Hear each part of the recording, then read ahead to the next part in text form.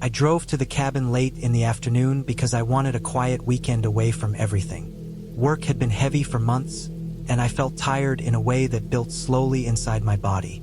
I needed space where there were no cars, no people, no noise, and the old cabin my cousin once owned seemed like the right place.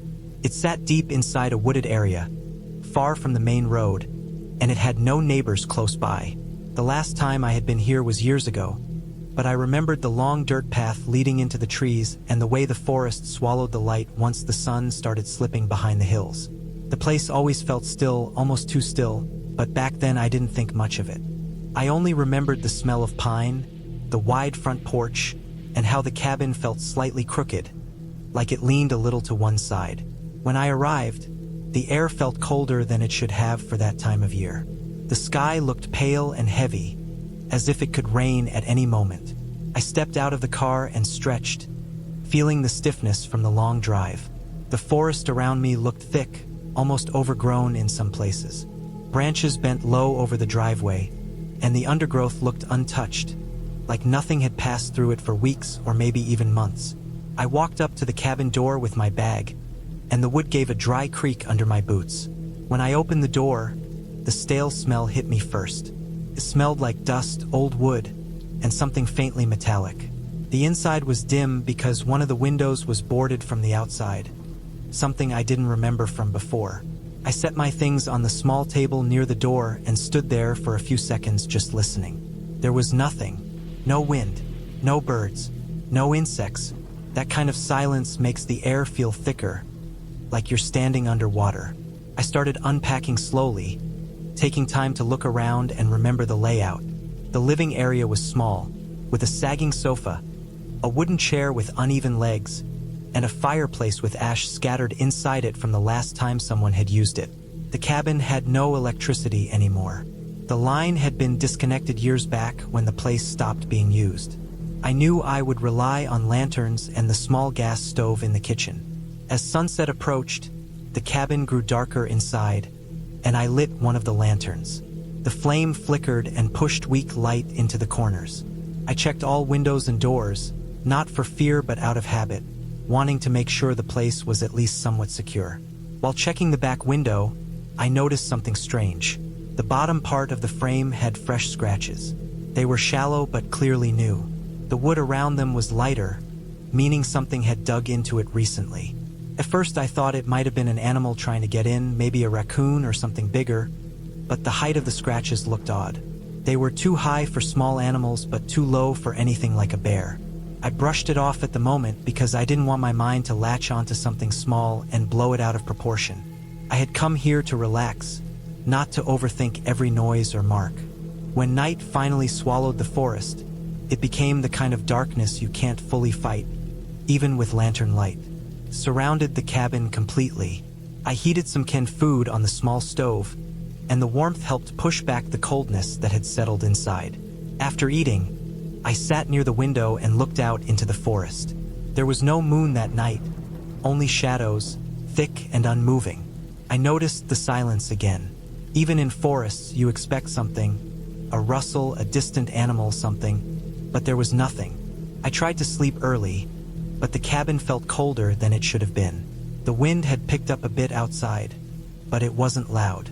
It only pressed gently against the walls.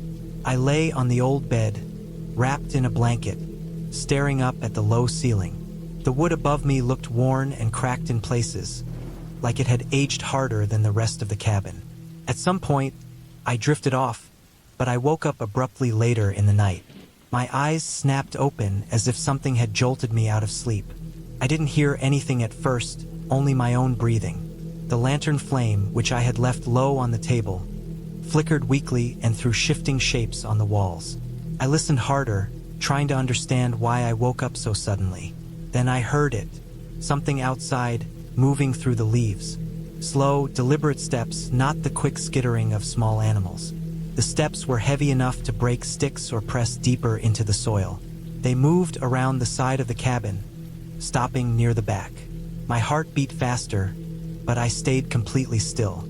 I wanted to believe it was a deer, maybe an elk, but the way the steps paused and then shifted again made me uneasy. It didn't sound like an animal wandering aimlessly. It sounded like something pacing or checking the area. I forced myself to breathe slow and steady. The steps circled the cabin once more, and then the sound faded into the trees. I stayed awake for a long time after that, waiting for it to return. But eventually the silence filled the space again. By morning, I felt groggy, but the daylight helped calm my nerves. I stepped outside, hoping to find tracks or something that explained the sound. The ground behind the cabin had patches of soft dirt, and there were footprints, clear ones. They weren't animal prints. They were from boots. Someone had been walking around the cabin during the night. Judging from the pattern, the person had walked close to the back wall and circled around. I stared at them for a long moment, feeling a cold weight settle in my stomach. There was no reason for someone to be out here so far from the main road. There were no neighbors or hikers who passed through this area, and the prints were fresh. The edges were still sharp, not smoothed by wind or moisture. I followed the tracks for a short distance, but they vanished quickly into the undergrowth. Whoever it was had moved in a direction where the ground was harder, leaving nothing to follow. I returned to the cabin and tried to focus on my original goal: to rest, to breathe, to calm my mind. But it was impossible to ignore the sign that someone had been near me while I slept. Throughout the day, I tried to keep busy. I cleaned dust off the shelves, swept the porch, and checked the boundaries around the cabin. I wanted to reassure myself, to feel like I had some sense of control. But no matter what I did, I felt watched. Every time I turned my back to the forest, the hairs on my neck stood up. I felt like eyes were following me from behind the thick trees. In the late afternoon, as I was chopping small logs for the fire, I noticed something deeper in the woods. A faint glint, like a reflection. I squinted, trying to see it better. It looked like metal catching light, maybe from something like a belt buckle or the edge of a tool. But it disappeared a second later. I stood there for a long time with the axe in my hand, staring into the trees, waiting to see movement again. Nothing happened. The forest stayed still. As night approached again, I felt tension building inside me slowly, like the air thickened with every passing minute. I debated leaving early, driving back to town before dark, but part of me didn't want to act on fear. I kept telling myself it was probably some hunter passing through, even if it made little sense. The darkness returned even heavier than the previous night. The cold seeped into the gaps of the cabin. I set up the lanterns again, making sure they were full. I tried to eat dinner, but I barely touched the food. My stomach felt tight. When I finally lay down on the bed again, I made sure the lantern burned a little brighter.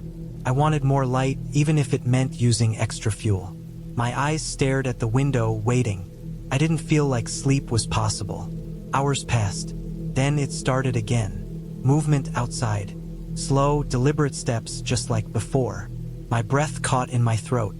I could tell from the spacing of the steps that it wasn't an animal. The weight was wrong. The rhythm was wrong. This time, the steps stopped closer, right outside the back wall, near the same scratched window. I stayed completely still, barely even breathing. The steps moved again, circling around toward the window near my bed.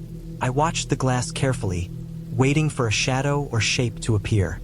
The lantern flame flickered a little, and the room seemed to shrink around me. Then the noise changed, the soft creaking of the wooden porch. Whoever it was had stepped onto the porch, slowly, like they were testing each board. The wood groaned lightly under the weight. I felt my heartbeat everywhere. In my throat, in my hands, in my legs. Every part of me felt locked in place. The steps moved toward the front door. I stared at the outline of the door through the dim light. The handle didn't turn, but I heard a faint scrape near the lock, like someone brushing their fingers along the metal. I thought about the footprints, the scratches, the glint in the woods. The steps shifted again, moving back toward the window near the living area. The boards creaked as the weight left the porch. I stayed frozen for what felt like hours. When the silence returned, I didn't trust it. I waited longer, staring at every dark corner of the room, expecting movement or sound, but nothing came.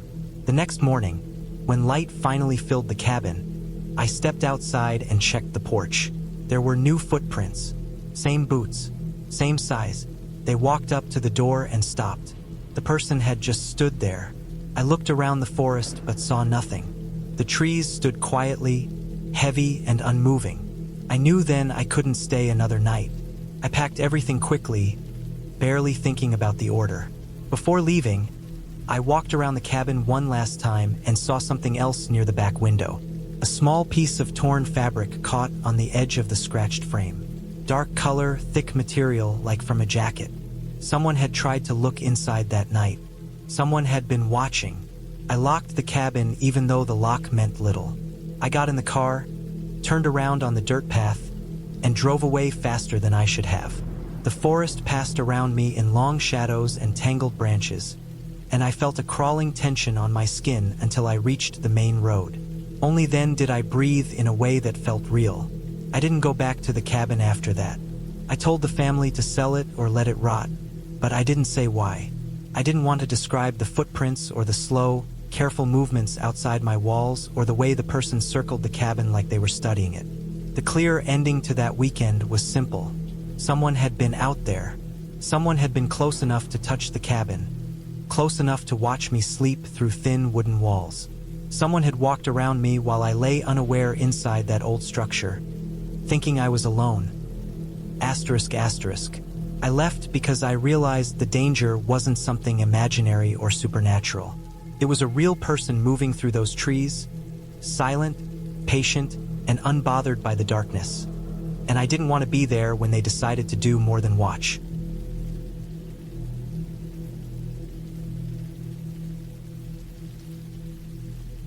I went to that cabin because I needed quiet. I needed a place where nothing would follow me, nothing would demand anything from me, and nothing would remind me of the weeks I had been struggling with. I picked the cabin because it was far from the main road, sitting in a dense forest that always felt a little heavier than it looked on photos. The trees in that part of the region grew tall and lean, twisting into each other the higher they reached, as if everything in that place had been growing too long without being touched or cared for. The last guest review said the cabin was peaceful, simple, and perfect for people who wanted to disconnect. That was all I needed to hear. I arrived late in the afternoon after a long drive. The gravel road leading to the cabin felt like it went deeper into nothing for too long, and every turn made me wonder if I had already missed the place. The trees leaned over the road in a way that made the whole path feel like a tunnel made by living things that kept trying to close up behind me. When I finally saw the cabin at the end of the road, it felt like stepping into a clearing that had been cut out by force many years ago. The grass around the cabin was uneven and wild. The porch slanted slightly to one side, and the roof had patches of metal that didn't match the rest of it. It looked old but strong, like something that had stayed alive against weather, time, and abandonment. The first thing I noticed when I stepped out of the car was the silence. No road noise, no distant voices, no humming of anything man-made. Just the heavy quiet of thick forest air. It wasn't comforting at first. It felt too still, too untouched, and too hollow. But I forced myself to breathe slowly and think about why I came. I wanted to get away from stress. I wanted to be somewhere where no one could reach me. This was exactly that. Inside the cabin, everything smelled like old wood that had soaked up years of cold seasons. The floorboards creaked under my steps. The furniture was plain and worn. There was a small table, a single chair, a narrow bed with a thin mattress, and a countertop with some chipped dishes stacked on one side. The windows were old but clean enough to see the trees outside, which stood so close to the cabin that they almost blocked the sky from certain angles. I dropped my bag on the floor and felt the weight lift off my shoulders for a moment. For the first few hours, everything felt normal. I unpacked slowly, set my gear near the bed, checked the small bathroom, and made myself something simple to eat. The sun was still shining through the gaps in the trees, creating long shadows that reached across the floor like stretched arms. When the sun started dropping, I lit a lantern inside because I didn't want to deal with the dimness that settled heavy in the cabin as soon as the light weakened outside. The nights in places like this were always darker than anything in a town or city, like the world forgot to leave room for artificial light. The first night passed quietly. I heard a few things outside, small movements in the grass, maybe a raccoon or a stray deer stepping close to the clearing. maybe branches swaying in the slight wind. Nothing strange, nothing alarming. I slept lighter than usual but still managed to rest. The second day was when things started to change in a way I didn't expect. I woke up early to the sound of something faint outside. It wasn't loud. It wasn't violent. It sounded like someone stepping on dry leaves, but just a couple of steps, not enough to suggest an animal running or moving normally. It was more like something testing the ground. Slow, careful, curious. I stayed still on the bed, listening to see if the noise would repeat, but it didn't. After a while, I forced myself to get up because I didn't want to feed my mind with thoughts that didn't need to exist. I looked outside the window and saw nothing unusual, just trees, grass, and the same lonely clearing. I spent that day walking around the area, exploring the small trails that led away from the cabin. The forest felt thick but calm. The air was cool and damp, carrying that smell of soil that hadn't been disturbed in a long time. I stayed close enough so I could still see the cabin between the trees whenever I looked back. I wasn't afraid, but something about the place made me feel like I should not go too far, as if wandering deeper would mean stepping into a place that didn't want to be stepped into. I returned to the cabin with enough daylight left to prepare for the night. I made food again, cleaned up, and checked that I had locked the door. There was nothing to be afraid of, but locking a cabin door in the middle of the woods felt more like a habit than a necessity. The second night was different. I woke up sometime after midnight, and the first thing I noticed was how cold the air felt inside the cabin. The lantern near my bed had burned out hours ago, and the darkness felt denser than the first night. I lay still, letting my eyes adjust, when I heard it again. The same slow stepping sound on leaves, only this time it was more than one step. It was a set of them, spaced out, not rushed. Something or someone was moving near the cabin, just outside. I held my breath even though I knew it made no difference. There was no reason to assume danger, but the quietness of the cabin made every little sound feel important. The steps continued, moving from one side of the cabin to another, not circling it quickly, but drifting around slowly, almost as if pausing between each shift in direction. I stayed in bed without moving, telling myself it was an animal, maybe a larger animal this time. But the steps didn't sound heavy enough for something like a deer, and they didn't sound quick or nervous like something small.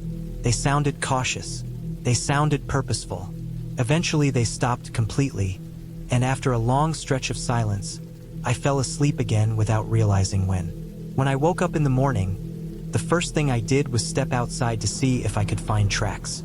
The ground was mixed with grass and patches of softer soil that could show prints easily, but nothing looked disturbed. No clear footprints, no drag marks, no signs of a heavy animal. That made me uneasy, because the sound had been too close and too clear to be my imagination. The third day felt heavier. I moved slower, paid more attention to the trees, and kept feeling like I wasn't alone even though I saw no one. I kept thinking about the fact that this cabin was deep enough in the forest that random people would have no reason to wander near it. The steps didn't make sense if they belonged to a person. But I also knew the forest could hold more than animals and hikers. There were stories about people living off the grid, hiding, or moving through forest land without wanting to be seen. Throughout the day, my thoughts drifted back to the sound over and over. Each time I tried to push them away, but it felt like my mind was slowly turning into something sharper, more alert, like it was preparing for something my logic wasn't ready to explain. That night, things changed much more clearly. It was later than the night before when I finally fell asleep, and I don't know how long I had been resting when I woke up suddenly. This time, I didn't hear the usual slow steps outside.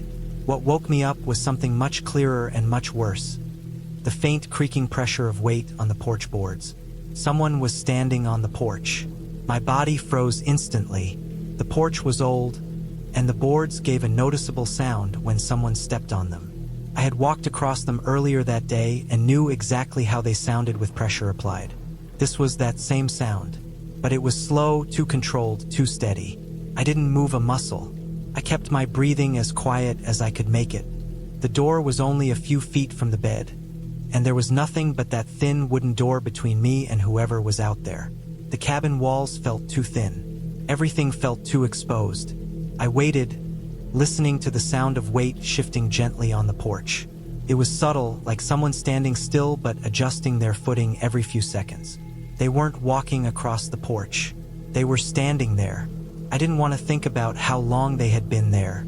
I didn't want to imagine someone standing silently outside in the dark, just listening or watching. But that's exactly how it felt. Minutes passed. I wasn't sure how many. The weight shifted a couple more times. Then the wood stayed silent. I wasn't brave enough to get up and check the window. I stayed in bed, staring at the dark ceiling until my eyes burned. I didn't sleep again that night. When daylight finally came, it felt like the world had pushed some kind of weight off my chest. I stood up and walked slowly to the window with the same fear a person might have if they expected something to stare back. But the clearing looked empty, quiet, peaceful even. Nothing on the porch, nothing around the cabin. I went outside with slow steps, my heartbeat too loud for the quiet morning. The porch looked normal at first. Then I noticed something that made my stomach tighten. The dust and thin layer of dirt on the boards had been disturbed. The shape wasn't clear enough to tell what had made it, but something had stood there long enough to leave a smudge in the dirt pattern. That was the moment when the cabin stopped feeling like shelter and started feeling like a trap. I spent the rest of that day pacing inside, checking the windows, listening too closely to every sound the forest made. The air outside felt different now, as if the forest held a presence I couldn't see but could sense in small waves. I thought about leaving early, packing everything and driving out before night came. But a part of me wanted to believe I was overreacting. I didn't want to leave because of something I didn't see with my own eyes. I kept telling myself it could have been an animal stepping onto the porch, even though I knew deep down that animals didn't stand still like that in the middle of the night. By evening, I decided I would leave the next morning. I planned everything in my head. Wake up at sunrise, pack fast, put everything in the car, and drive out without looking back. It sounded simple enough, but that last night changed everything. I didn't sleep, couldn't.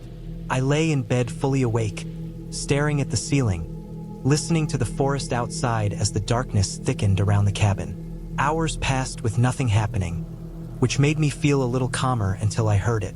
A full, slow step on leaves. Not on the porch this time. Not yet, but close. Then another step. And another. Slow. Controlled. Closer. I felt cold move across my back like it was pressing through my skin. The steps were approaching from the side of the cabin, moving at a pace that felt deliberate, like whoever it was wanted to move quietly but didn't care if I heard just enough to know they were there. I didn't move. I didn't even blink. The steps reached the corner of the cabin, then paused. The silence that followed was far worse than the footsteps. Silence meant they were standing still again. Silence meant they were thinking or listening or waiting. Then the steps continued, this time slower, moving along the wall toward the front of the cabin where the porch sat.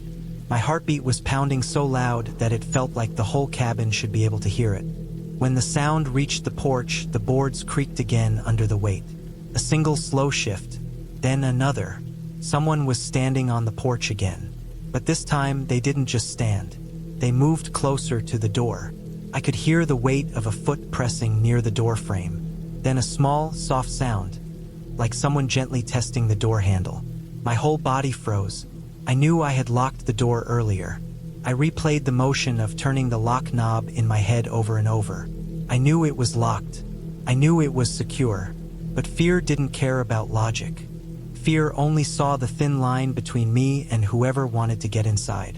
The handle moved again. Slow. Testing. Not forcing, just feeling. Then the pressure on the door stopped. The porch stayed quiet. No more shifting weight. No movement. Just stillness.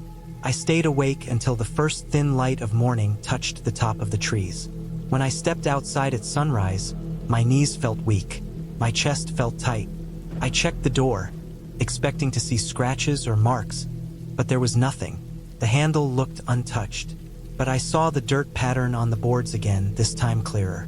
A long patch of disturbed dust, leading right up to the door, as if someone had stood facing it for a long time. I packed everything fast. Too fast. My hands shook while I shoved things into my bag, not caring how they fit. I didn't look around the cabin because I didn't want to remember anything inside it. I carried everything to the car, tossed it in the back seat, and got in without catching my breath. I didn't even look back at the cabin. I just started the engine and drove out, the gravel crunching under the tires louder than it had when I arrived. But something happened as I reached the tree line leading away from the clearing. I looked at the rearview mirror only for a second, but it was enough to make something drop inside my stomach. There was a shape standing at the edge of the porch. A man. Not close enough to show his face, but close enough to know he wasn't someone passing by.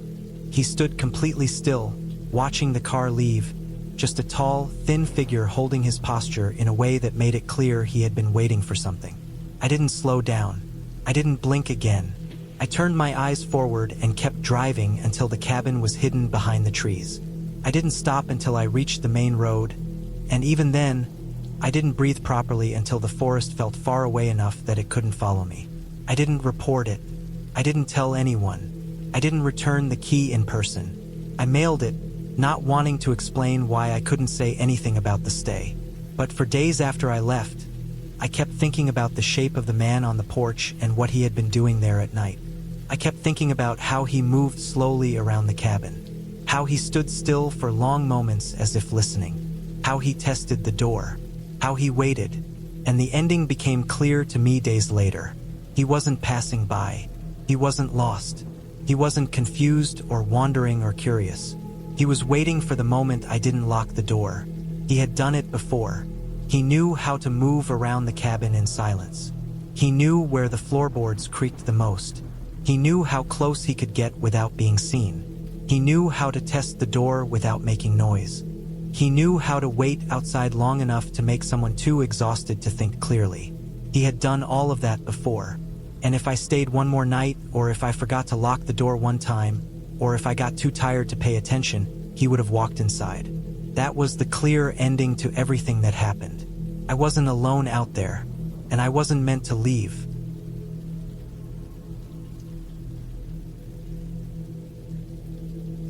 I drove up to the cabin on a cold, dull afternoon when the sky looked washed out and empty, the kind of sky that made the trees look darker and older than they really were. I had rented the place for a week because I wanted a quiet break from everything. I had been feeling tired for weeks, like my head was full of noise even when the room was silent, and the idea of sitting in a small cabin in the woods sounded like the only thing that could reset my mind. I packed too much food, too many clothes, and too many things I probably wouldn't use, but I carried them anyway because I didn't want to think about going back into town for anything once I got there. The road that led to the cabin was narrow and climbed slowly through thick pine trees that leaned over the asphalt like they were watching every car that passed. My phone lost signal halfway up, but I expected that. The rental company had warned me the area wasn't good for service and that I should download directions before leaving the highway. The idea of being without service didn't bother me at first. I wanted silence. I wanted to not hear from anyone. I wanted a week where nothing would pull me back into my normal life. When I finally reached the cabin, I parked in the small dirt clearing in front. The cabin was smaller than the pictures, but it looked solid. Old wooden planks, dark roof, one window facing the clearing, and a porch with 2 steps that creaked under my weight. There was a shed behind it, locked with a heavy chain. The air felt colder already, even though the sun hadn't fully gone down yet. Everything smelled like wet dirt, pine, and old wood, and for a moment I liked it. I felt like this was the kind of place where my head could finally slow down. Inside, the cabin was quiet but in the heavy way, like the air wasn't moving. Dust sat in small patches along the corners. There was a single table, a small kitchen counter with a burner, and a bed near the far wall. There was a bathroom with cold water and a tiny window that barely opened. It looked simple. It looked like a place where no one would bother me. I put my bags down and felt a brief sense of peace.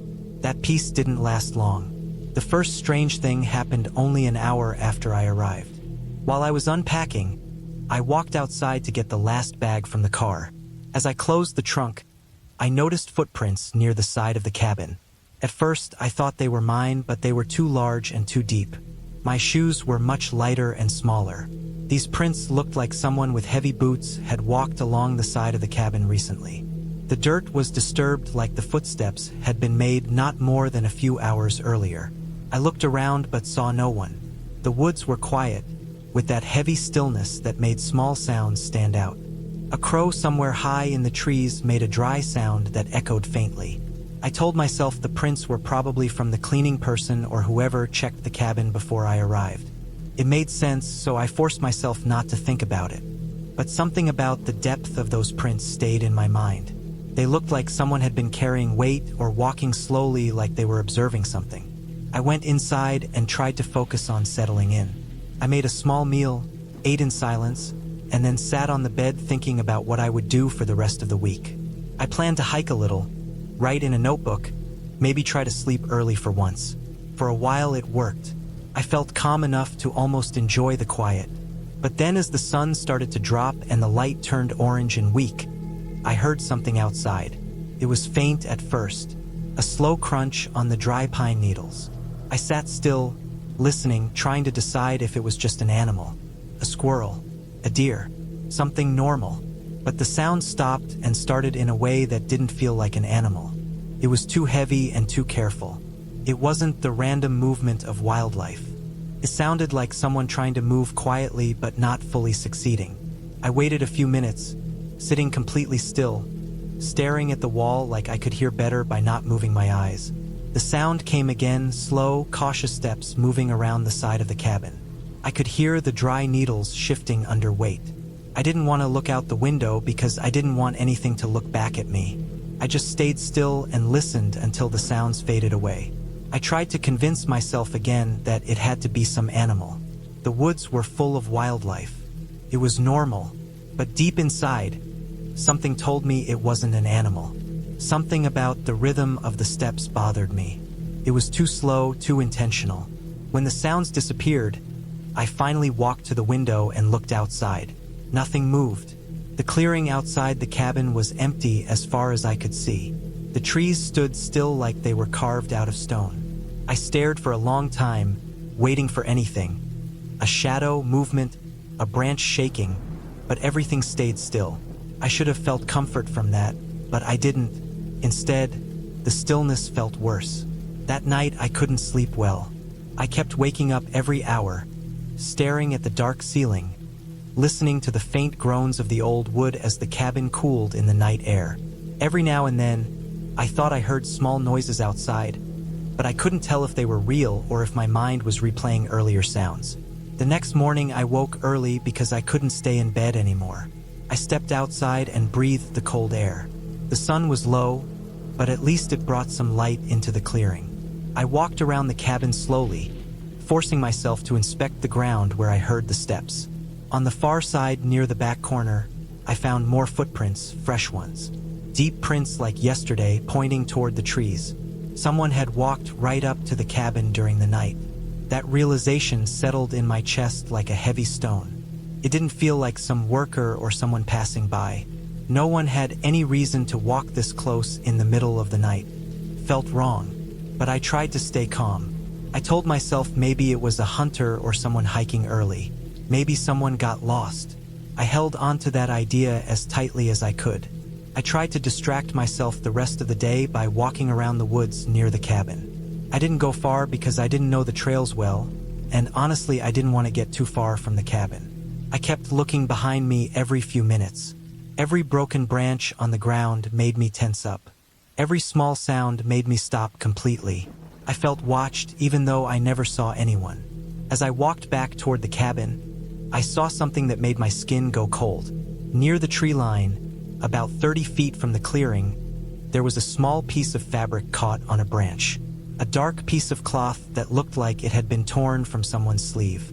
It was stiff like it had been out there for a while, but not long enough to fade. I didn't touch it. I just stared at it for a long time before walking back to the cabin, feeling like someone had been standing right there watching the clearing at some point. The rest of the day moved slowly. I tried to read. I tried to relax, but I kept checking the window, glancing outside every few minutes, making sure nothing moved. The woods looked calm, but the calm started to feel fake, like everything out there was holding its breath. The real fear began that second night.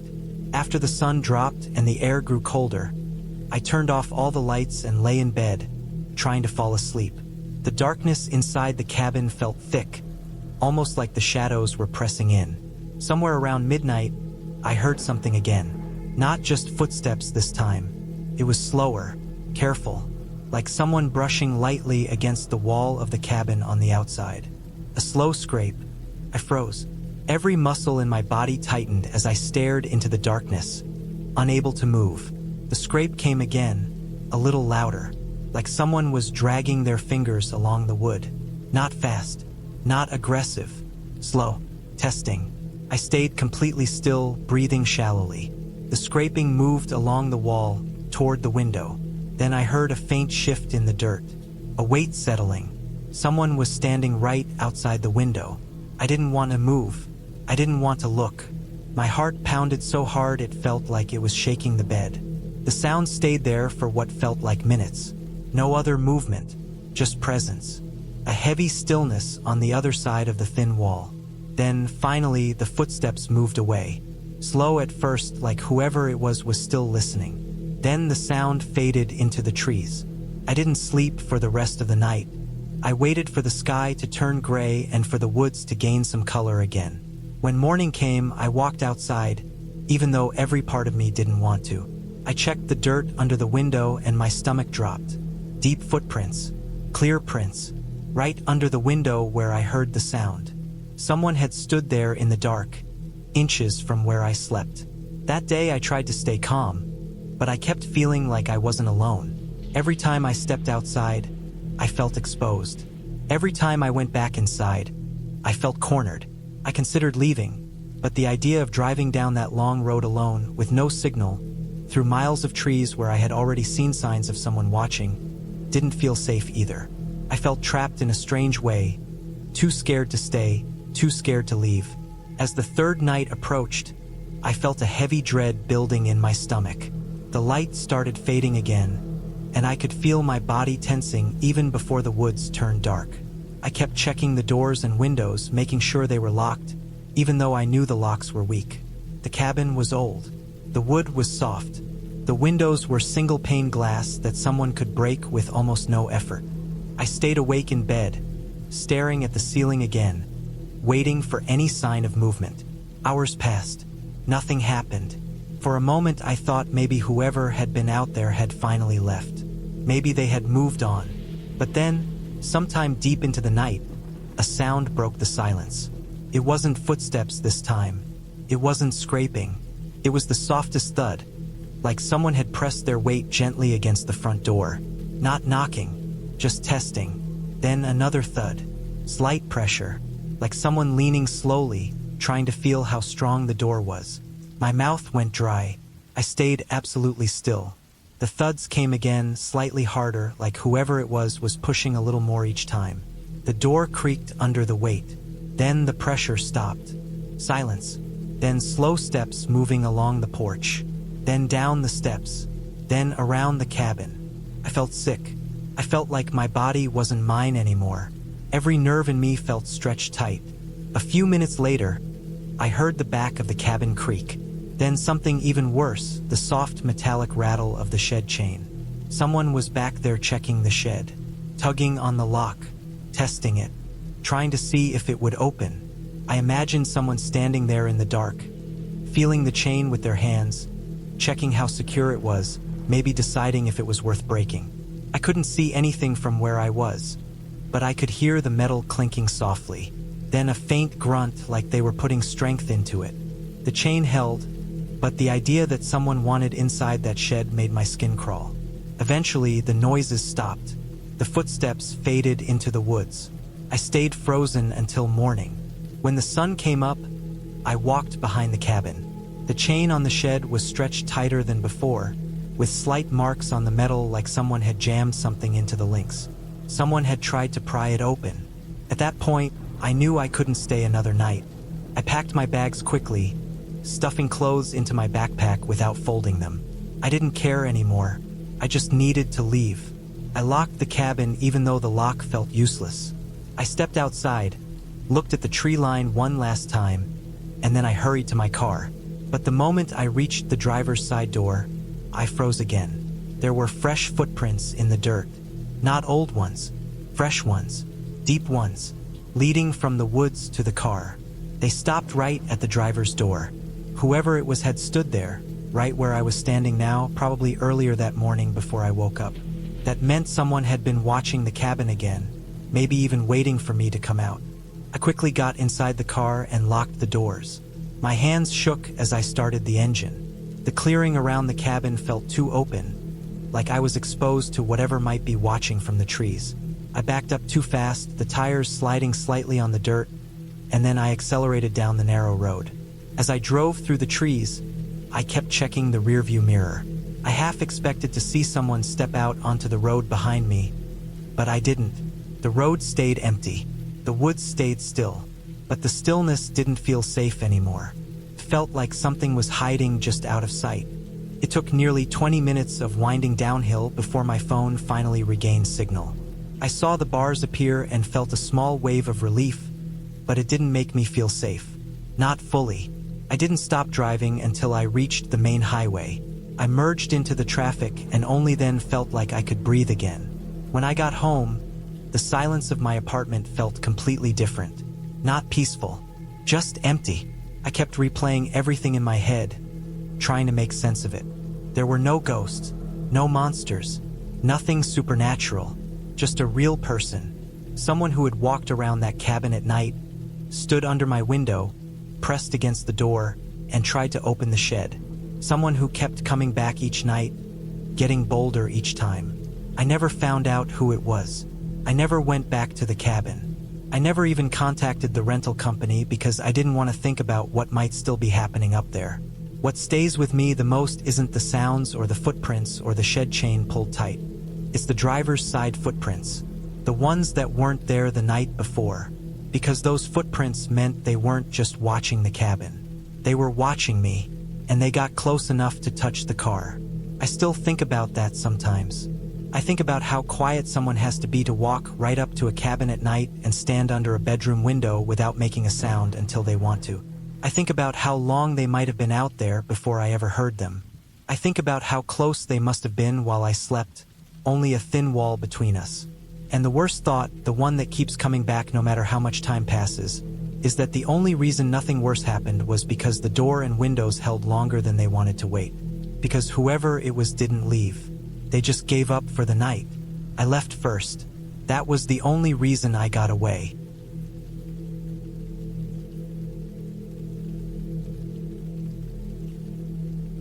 I reached the cabin just before the sun dipped behind the ridge, and I remember how the fading light stretched across the clearing like long, thin fingers. The place sat deeper in the forest than I expected, tucked behind a narrow dirt track that twisted through thick pines. I chose this cabin because I wanted a weekend alone, far away from everything. No phone, no work, no noise, no pressure from anyone. Just quiet. That was the whole point. I felt tired of hearing my own thoughts bouncing around inside my head, and I thought being alone in a place like this would clear it up. The cabin looked old but strong, with dark wood that had soaked up years of rain and wind. A small porch sat in front, with a railing that had splintered at the corners. When I stepped on the porch boards, the wood gave a deep groan under my weight. The door stuck for a moment before opening, like the whole place needed a second to recognize someone was actually there. Inside, everything smelled like dust trapped in wood. The air was cold and still. I took my time putting my stuff down, moving slowly from one corner to another, letting the silence settle around me. The cabin had one bedroom, a small bathroom, and a living area with a wood-burning stove. There was no electricity. I had a lantern, a flashlight, and enough batteries to last 2 days. That gave me a sort of comfort, knowing I controlled whatever light I had, because the darkness here felt like it had weight to it. After settling in, I walked behind the cabin to look at the trees. They stood close together, packed tightly like a thick wall, darker toward the center where the branches tangled. Even when the wind stopped, some small movements carried through the leaves, like something always shifting deeper inside the woods. I didn't think much of it at first. Woods always have sounds. That's normal. I cooked dinner on a small portable stove and ate on the porch while the daylight drained slowly away. Once the sun fully set, the temperature dropped fast. I could hear every little crack in the trees, every snap of a twig, every rustle of something moving across the forest floor. The sounds felt closer than I wanted them to be. I tried not to let my mind wander. When it got too cold, I went inside, locked the door, and lit the lantern. The glow was warm and soft, but it didn't push far into the corners of the room. It made shadows sit heavier along the walls and under the table. I laid on the bed and tried to sleep, but my ears kept picking up small noises from outside. The kind of quick movements that didn't match the wind. Something light, something stepping and pausing, stepping and pausing. I kept telling myself it was animals. A deer, a raccoon, a fox. Forest things that didn't give a damn about me. But it didn't feel like that. Animals move in messy patterns. They scratch, they sniff, they scramble.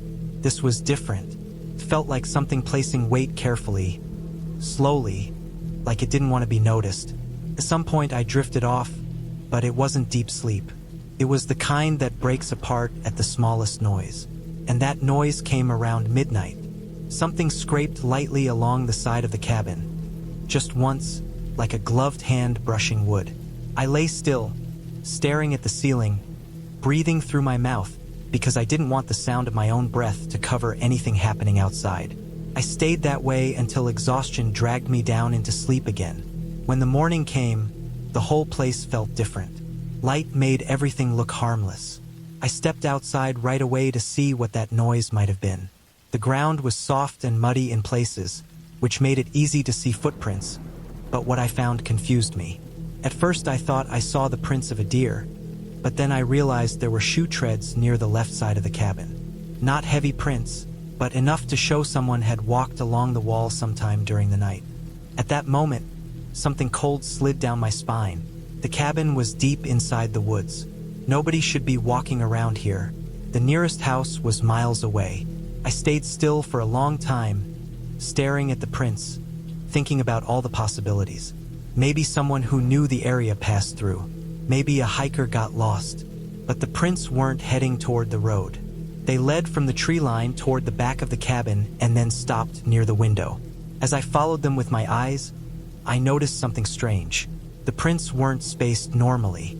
They were extremely close together, like the person had been moving slowly, carefully. Almost like they had crept along the wall instead of walking normally.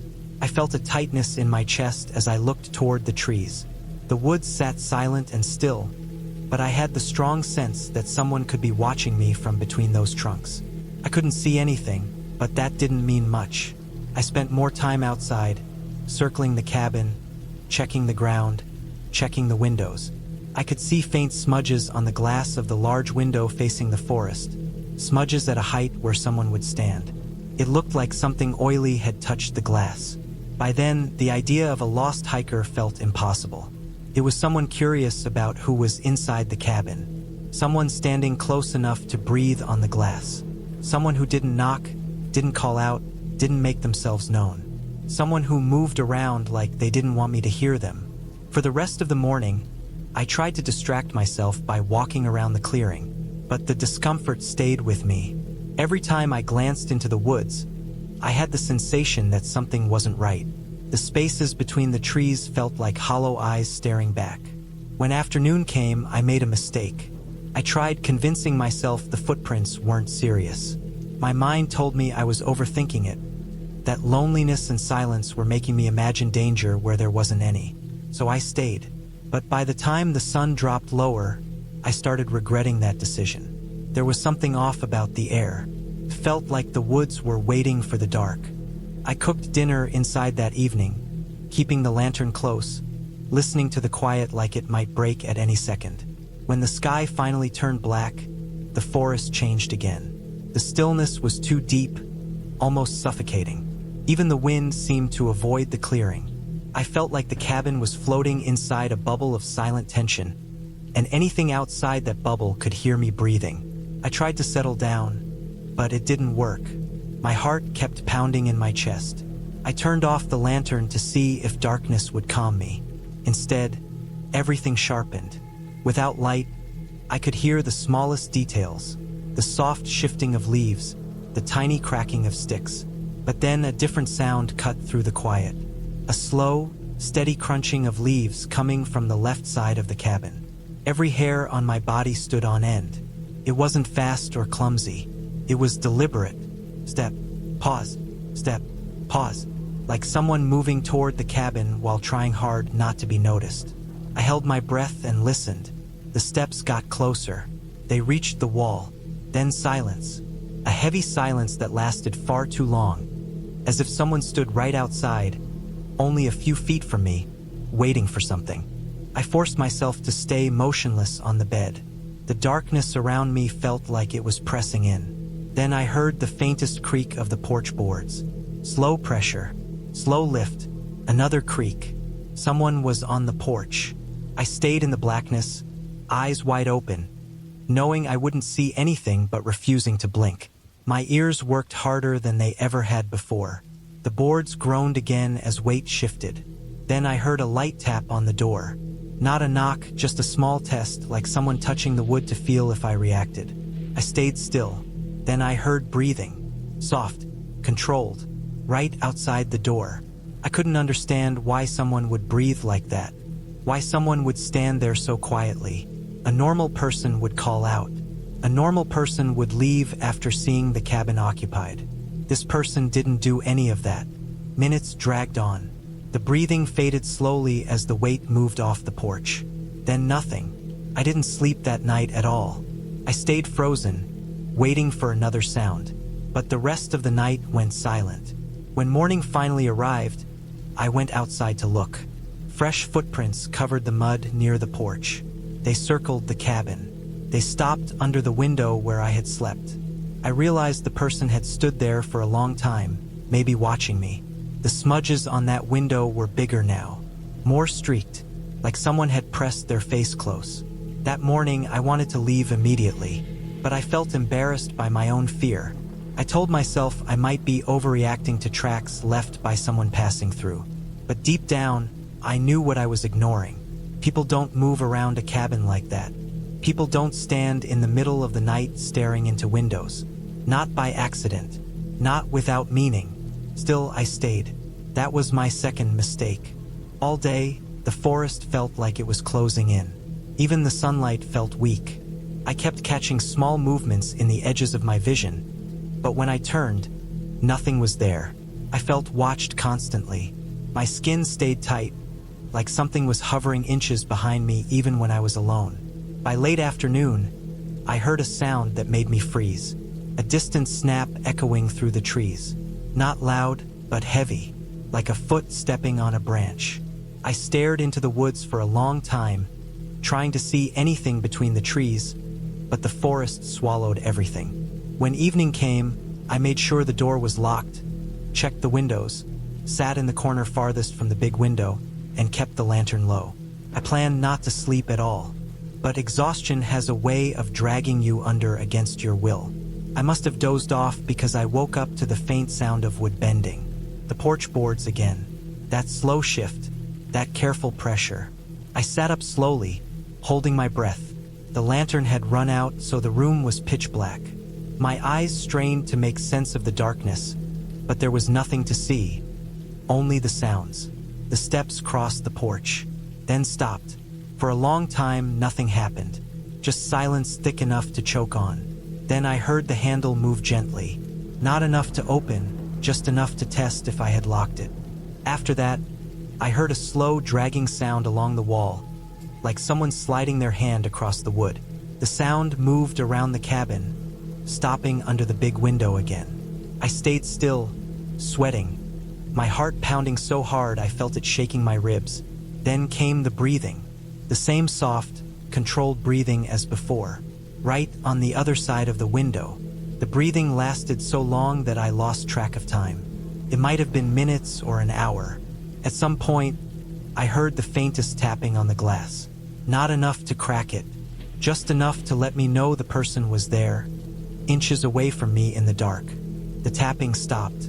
Then footsteps retreated into the woods. They moved slowly, fading deeper and deeper, until the forest swallowed them entirely. I didn't sleep. I didn't move until the first thin light of morning slipped across the floor. This time, I didn't hesitate.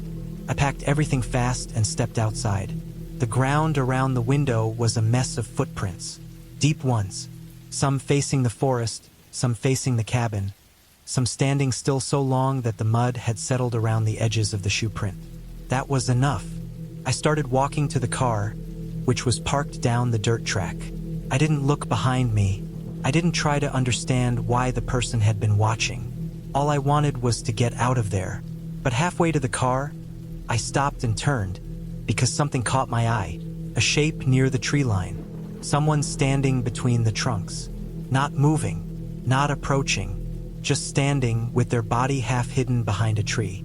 I couldn't make out a face, just the outline of a person watching me leave. My legs started shaking. I forced myself to keep walking, feeling the weight of that stare pressing into my back. I unlocked the car with trembling hands, got inside, and started the engine. The sound of the motor breaking the silence gave me a strange wave of relief. I looked up one more time. The figure was gone. I didn't take the main road back. I drove fast, not stopping until I reached a gas station far from the forest. I sat there for a long time, catching my breath, feeling the tension slowly leak out of me. Only when I calmed down did the ending of everything finally become clear in my mind. All the signs I ignored made sense now. The footprints, the smudges on the window, the careful steps, the silent watching, the slow breathing, the tapping. Whoever that person was, they weren't lost. They weren't curious. They weren't passing through. They knew the woods too well. They knew the cabin too well. They knew how to move around without being noticed. They had been approaching the cabin long before I arrived.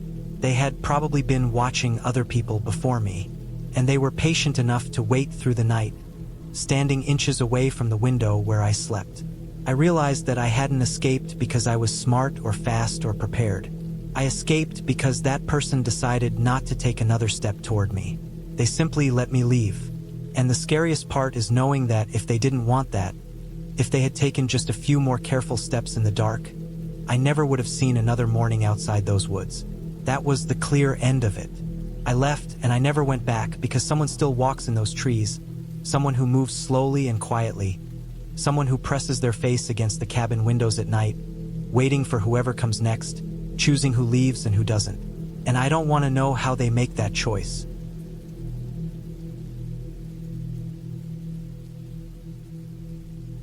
I drove up to the mountains at a time when the weather felt between seasons, the kind of cold that wasn't deep enough for snow but sharp enough to make your skin sting when you stepped outside. I had rented a small wooden cabin that sat on a patch of open land surrounded by thick forest. My goal was simple: get away, breathe quiet air, and be alone for a few days. I felt worn down from weeks of noise, work, and people. I wanted silence in a place where I could hear my own breathing and maybe feel normal again. When I reached the cabin, the first thing I noticed was how isolated it looked. There were no other homes or cabins nearby, no parked cars, no signs of hikers or campers, and no distant sounds of engines.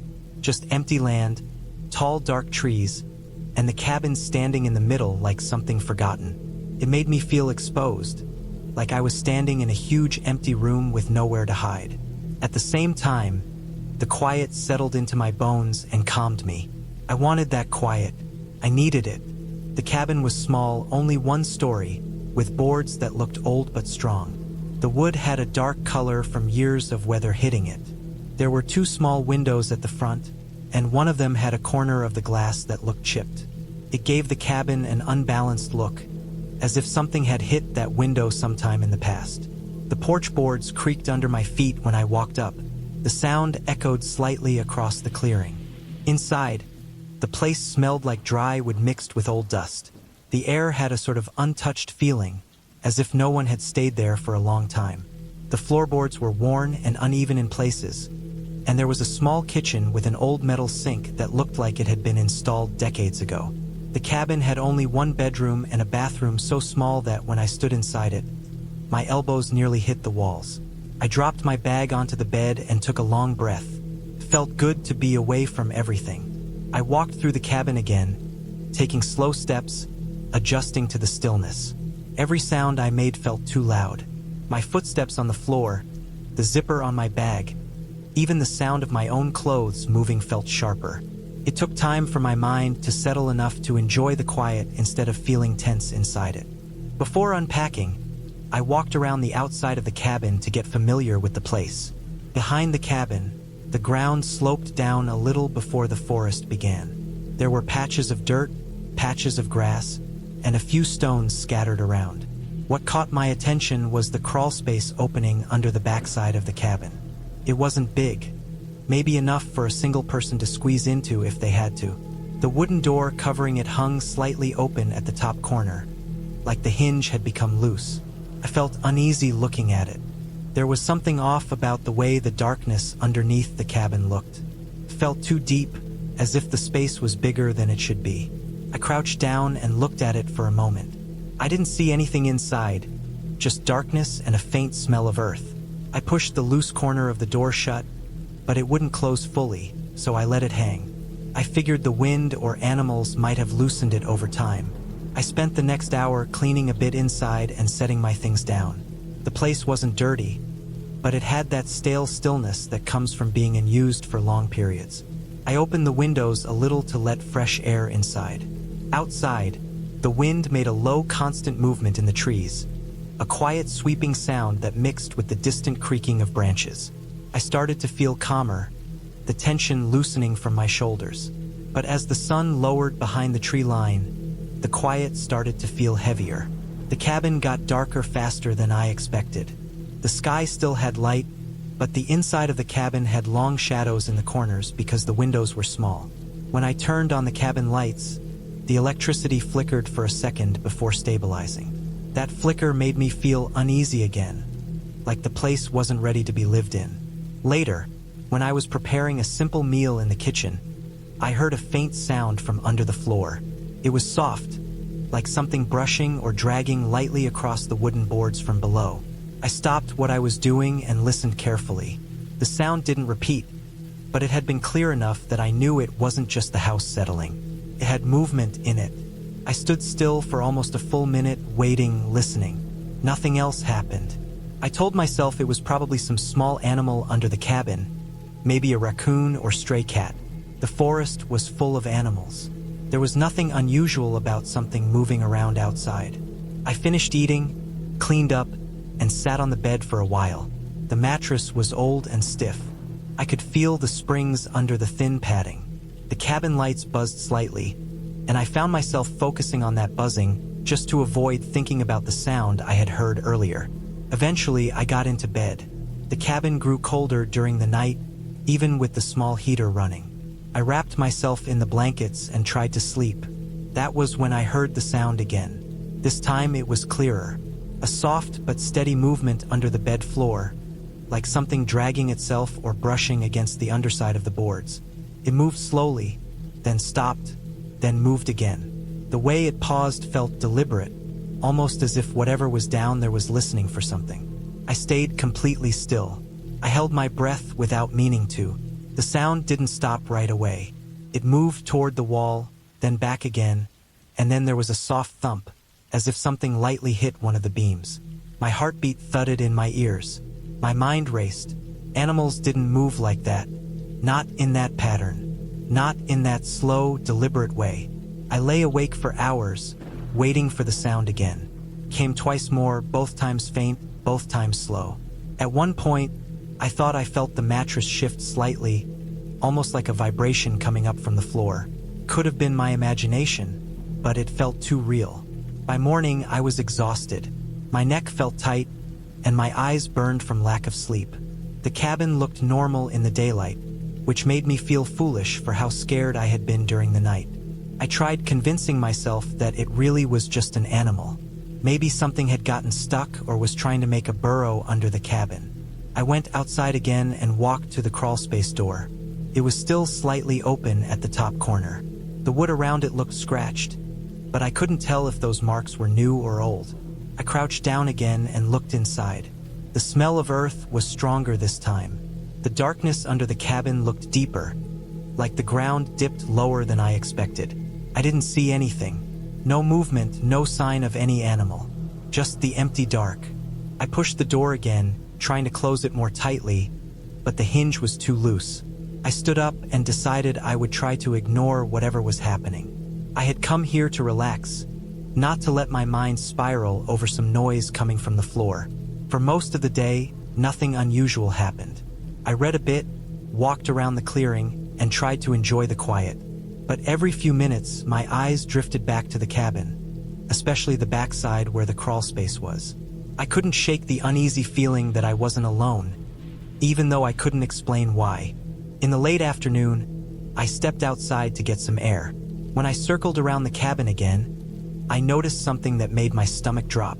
There were footprints in the dirt behind the cabin. They were faint but clear enough to recognize. They weren't animal prints. They were human, bare feet. The toes had dug slightly into the soft dirt, leaving marks that looked recent. The size looked like an adult's foot. The tracks led toward the crawl space. My hands felt cold even though the air wasn't that chilly. I stared at the prints for a long time, trying to convince myself they weren't what they looked like. Maybe someone had stayed here before me and walked barefoot behind the cabin. Maybe the prints were weeks old. Maybe rain hadn't washed them away.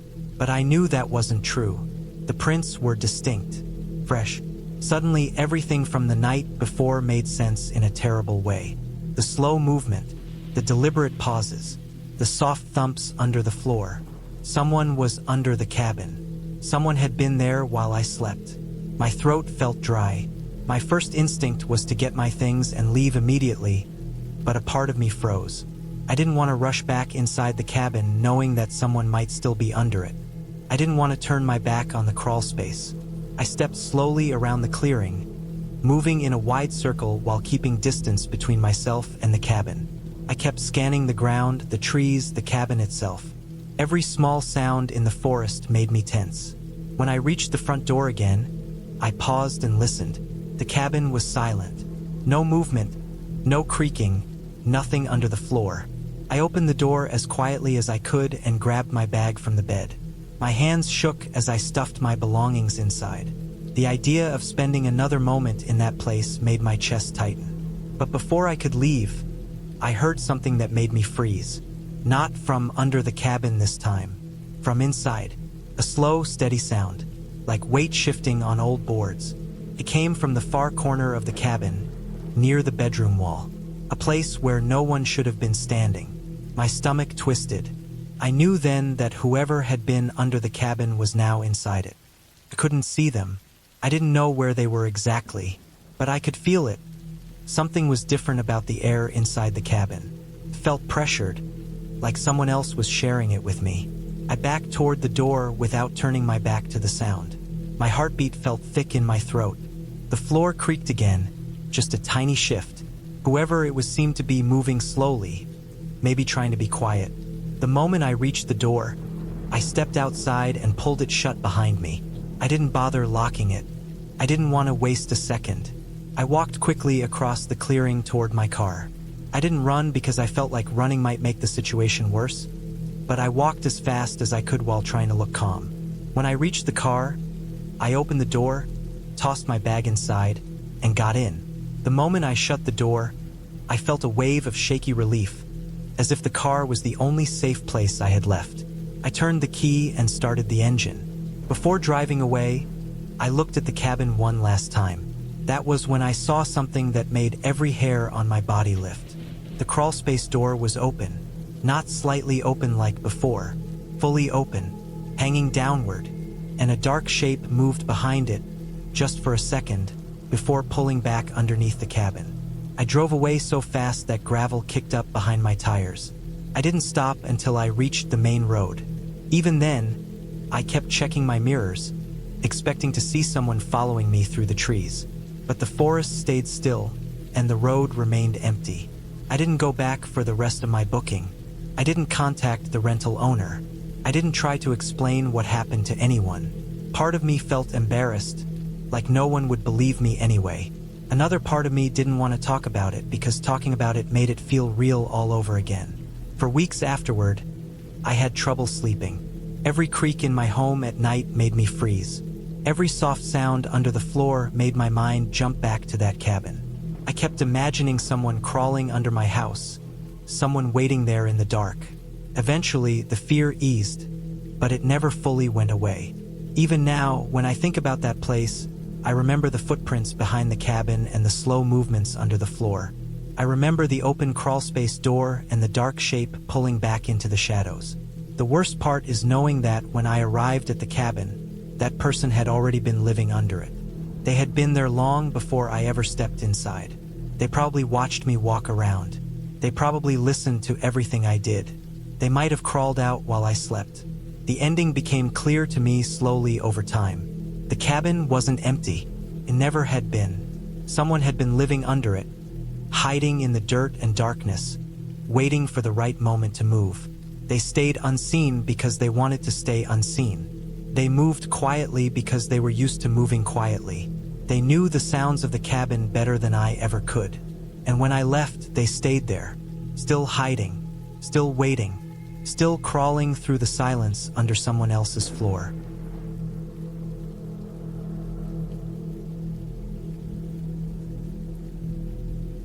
I had been looking forward to this weekend for months. The cabin was supposed to be secluded, tucked deep into the woods far from the nearest town, a place where I could escape the noise and weight of the city. I drove the winding, narrow roads for hours, my old car's tires crunching over gravel and loose stones, until finally, after what felt like a lifetime of turning and climbing hills, I saw it. A modest wooden cabin, 2 stories, with weathered siding and a small chimney that wasn't emitting any smoke. The surrounding forest was dense, almost oppressive, with tall pine trees leaning over the narrow dirt path as if they were trying to watch me. The air smelled like damp earth and decaying leaves, a mix of freshness and rot that made me take a deep breath and feel alive. I parked and stepped out, stretching my legs, feeling the cold, crisp air bite at my cheeks. The silence was immediate and heavy. No birds, no insects, just the faint rustle of leaves in the wind. First, I found it calming. I carried my backpack and supplies toward the cabin, the wooden boards creaking under my feet as I stepped onto the porch. The door was locked, as the owner had warned, so I fumbled through my keys and finally got it open. Inside, the cabin smelled of old wood and a faint mustiness, like it hadn't seen a visitor in months. The interior was simple: a small kitchen area, a living room with a fireplace, and a staircase leading to the bedrooms upstairs. I set my backpack down and began exploring, checking the windows, the cabinets, the bathroom, making mental notes of everything in case of emergency. It was already late afternoon, and the sun was beginning to sink behind the trees. I decided to get a fire going, so I gathered some of the old wood stacked near the fireplace, noting that some of it was damp and would not catch easily. The first few matches I struck failed, flaring up briefly before dying out.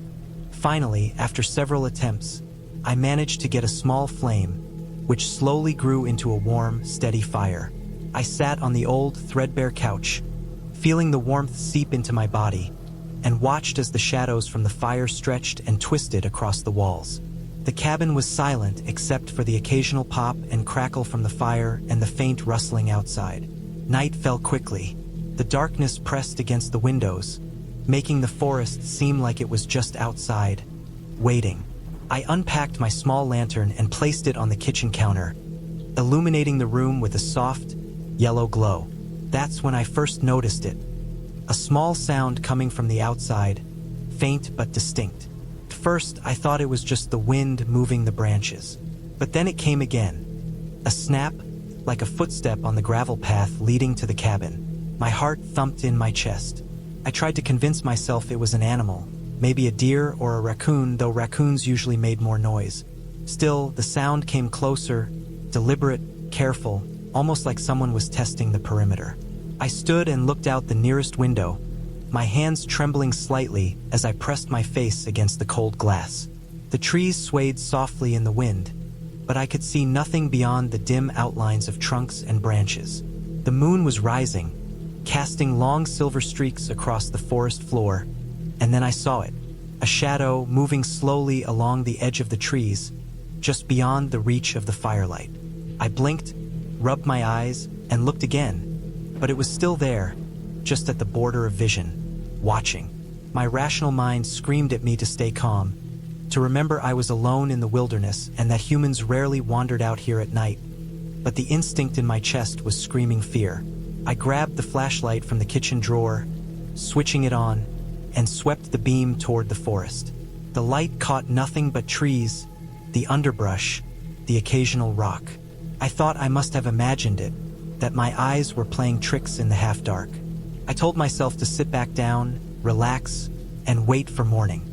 But the feeling of being watched did not go away. Every small sound, the creak of the cabin settling, the rustle of leaves outside, made my nerves spike. Hours passed slowly. I tried reading, tried cleaning a bit to keep my mind busy, but the cabin felt smaller with every passing hour. I kept glancing at the windows, half expecting to see the shadow again. Around midnight, I decided to lock all the doors and windows, even though they were already closed, just to reassure myself.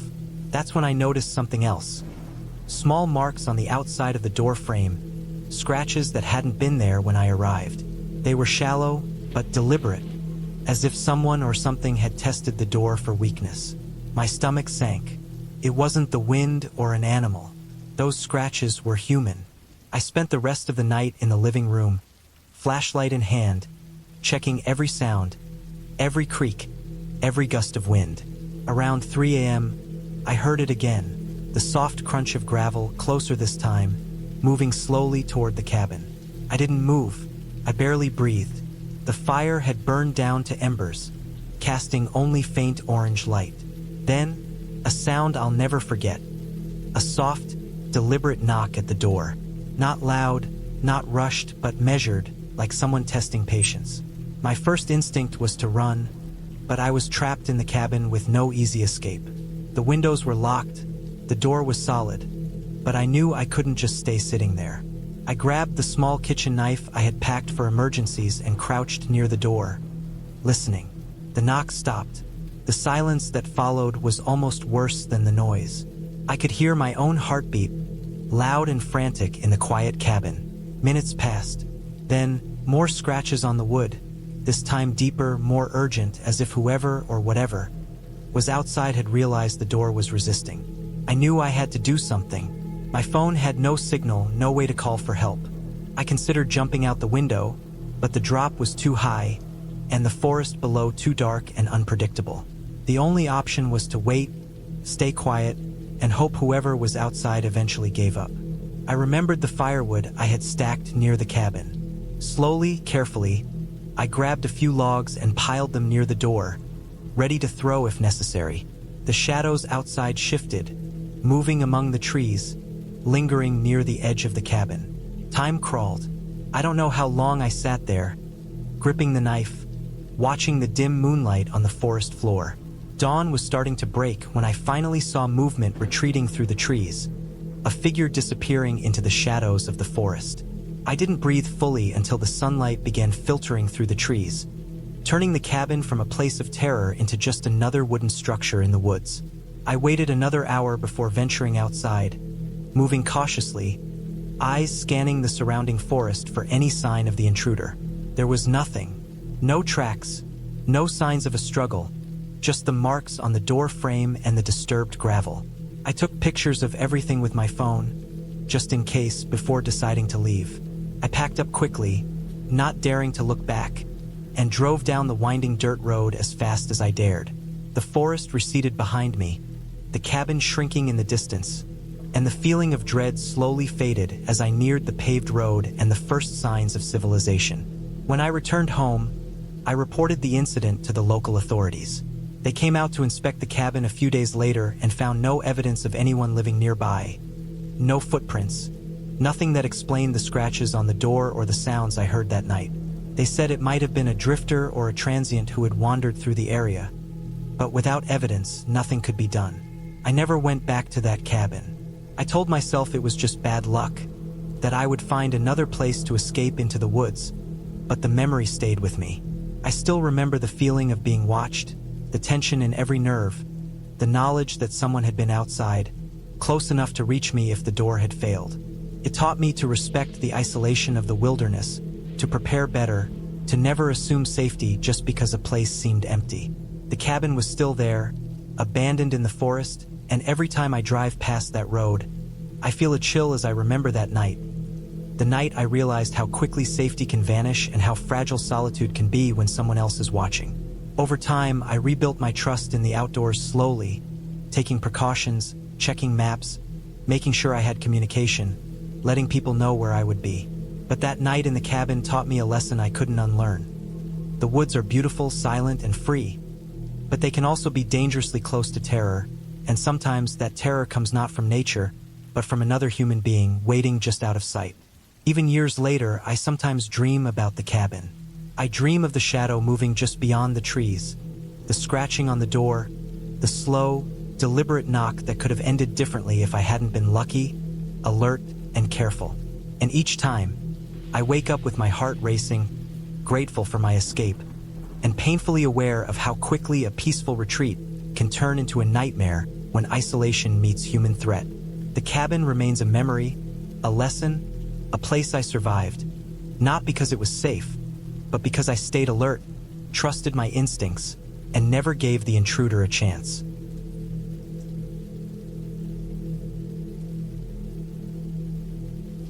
I went to the cabin because I needed a quiet place to stay for a few days.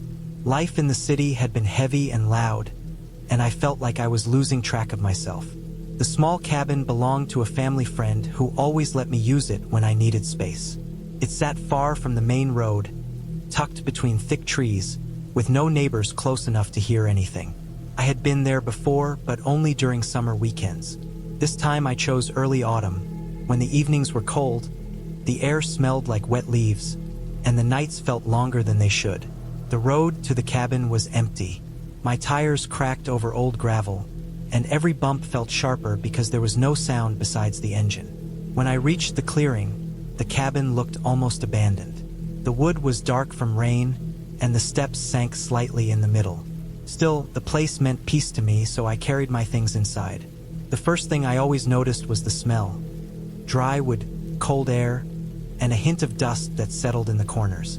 It wasn't a bad smell. It felt like a place that had been waiting. The first night was simple. I unpacked, stacked some wood near the stove, and walked around the property to stretch my legs. The trees around the cabin grew close together, creating a dark wall of trunks and branches. When the wind moved through them, I heard dull knocks and soft hissing sounds that made the place feel more alive than it really was. I spent a few minutes just looking at the tree line and letting my mind slow down. I felt calm. Inside, I made a small dinner, ate in silence, and listened to the stove crackle.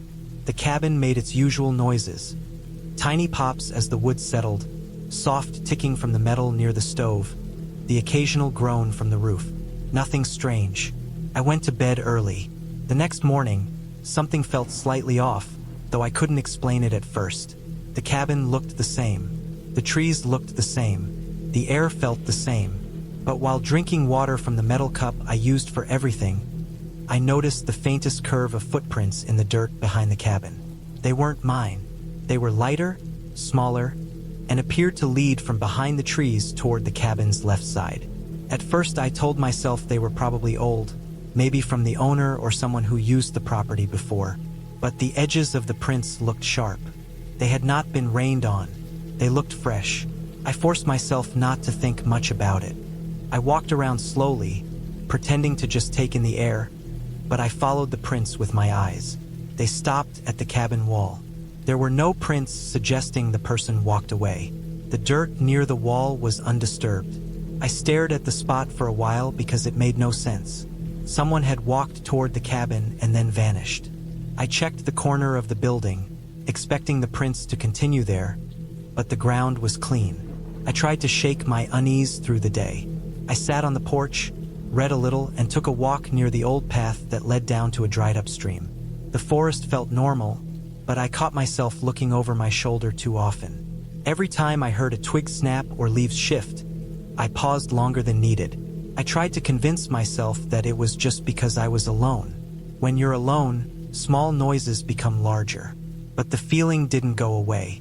When evening came, I went back inside early. I lit the stove again, ate, and tried to distract myself by jungliang my gear. But the cabin felt different that night. The silence was thicker, I kept glancing toward the windows, expecting someone to walk past them. The glass reflected the inside of the cabin, so I couldn't see outside clearly. I moved slowly around the place, making sure every door was locked. My hands shook a little when I checked the back door. I tried to sleep, but my mind kept replaying the footprints. I laid in bed and stared at the wooden ceiling until my eyes finally closed. In the middle of the night, something woke me. It wasn't loud. It was something soft, like weight shifting against wood. I opened my eyes and listened. The cabin was dark except for a faint orange glow from the stove. At first I thought maybe a branch had fallen on the roof, but the sound was too close. It came from outside the wall near my bed. A slow, dragging pressure, then silence. My heart beat fast. I didn't move. I listened for a long time until the sound stopped completely. I eventually fell back asleep because lying awake in fear felt worse. The next morning, I walked around the cabin to check the wall where I heard the sound. The footprints were back. They were the same size as before, but this time they were deeper, clearer, and closer to the cabin. I felt sick when I saw them. They circled the cabin once and stopped directly under my bedroom window. The dirt under the window was disturbed, like someone had stood there for a long time. There was no mistake now. Someone had been on the property during the night. I looked into the woods for a long time. Nothing moved. The trees stood still, but they suddenly felt too tall, too close, too full of places for someone to hide. My mind began listing every reason someone would come here. Lost hiker, hunter, local kid, maintenance worker. But none of those made sense. No one would walk around a cabin silently in the dark. No one would stand under a window. I kept trying to think logically, but a building fear was sitting in my stomach. I spent the whole day checking the property. I walked into the woods farther than I planned, checking behind trees, looking for any sign of camping gear or trash. I found nothing. Not even one sign that someone lived nearby. It made me feel worse. When the sun started dropping, I felt an urge to leave. I packed some things quickly and kept imagining throwing everything in the car and driving away from the clearing. But leaving in the dark felt even worse. The road out was narrow and forested. If something happened along the way, no one would find me. So I decided to stay one more night, but I moved the table in front of the back door and kept a heavy flashlight beside me. This night felt worse before it even fully arrived. The cabin felt too quiet. The forest outside seemed to press against the walls. I sat on the bed with the flashlight in my hand and waited for the tiredness to finally push me down. I fell asleep only because my body couldn't hold the tension anymore. I woke again to a sound. This time it was clear. Someone stepped on the back porch. The wood creaked under their weight. One step, then another. Slow, careful steps like the person was trying hard not to be heard. The table I pushed against the door made a faint vibration, as if something pressed against the other side. My breath caught. I didn't move at all. I stared at the dark shape of the table. A slow pressure pushed the door inward. Not enough to open it, just enough to test it. Then the pressure stopped. Then another step right beside the window. I couldn't see anything because the stove had died out, and the cabin was almost completely dark. I could only listen. The steps circled the cabin again, slower than before. Each step landed with a soft weight that felt too controlled, too careful. After a long time, the steps stopped completely. I stayed awake until morning. When daylight arrived, I walked outside with the flashlight in my hand like a weapon. More footprints, deeper, more of them. The ground showed clear signs that someone had walked the entire perimeter again. The prints stopped near the shed behind the cabin, a small wooden structure used for storing tools. Something inside me tightened. I walked slowly toward it. The shed door was slightly open. The owner always kept that door closed. I didn't want to look inside, but I forced myself. The shed was dark and smelled like oil and dust. Tools hung neatly on the walls. Everything looked normal except for one thing. A small pile of leaves in the corner, flattened in the shape of where someone had been sitting. Not lying, sitting, as if they spent hours in that spot, waiting, resting, watching. I backed away and shut the shed door. At that point, leaving wasn't a question anymore. I rushed inside, grabbed my things without folding anything, and stuffed them into my bag. My hands shook so hard that I dropped the water bottle twice. I kept imagining the person stepping into the clearing while I packed.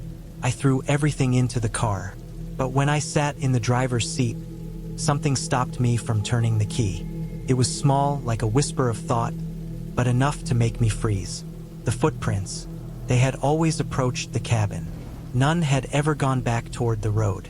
That meant the person never left the property. They had to be somewhere in the woods, somewhere close enough to watch me every time I walked outside, close enough to circle the cabin at night, close enough to wait in the shed. I checked my mirrors again and again. The forest seemed to close in on the car. I finally turned the key and drove. The ride back down the gravel road felt unreal. I kept expecting someone to step out into the path. I checked the mirror too often. I gripped the wheel until my palms hurt.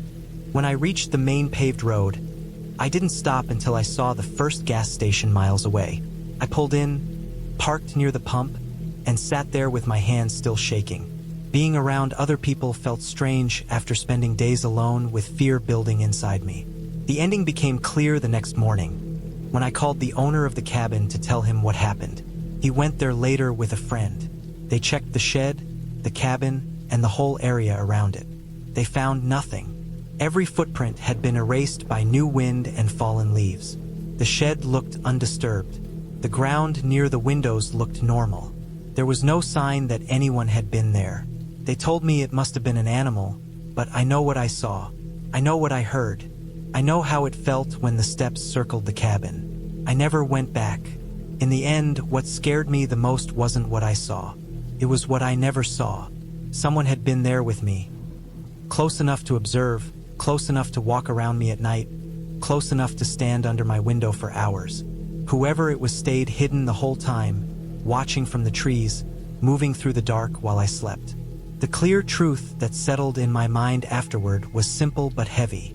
The person had not come to the cabin by accident. They had chosen it. They had approached it quietly. They had stayed for days, and they left no trail when they were done. They were comfortable being there, too comfortable. And the thought that stays with me now is that they might still be using the cabin area, moving around it silently, waiting for the next person who decides to stay there alone, believing the place is peaceful just because it looks that way from the outside.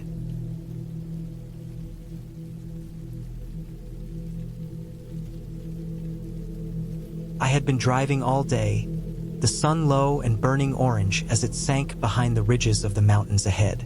The road had narrowed into a single lane, paved unevenly, patches of gravel and dirt spilling over the edges.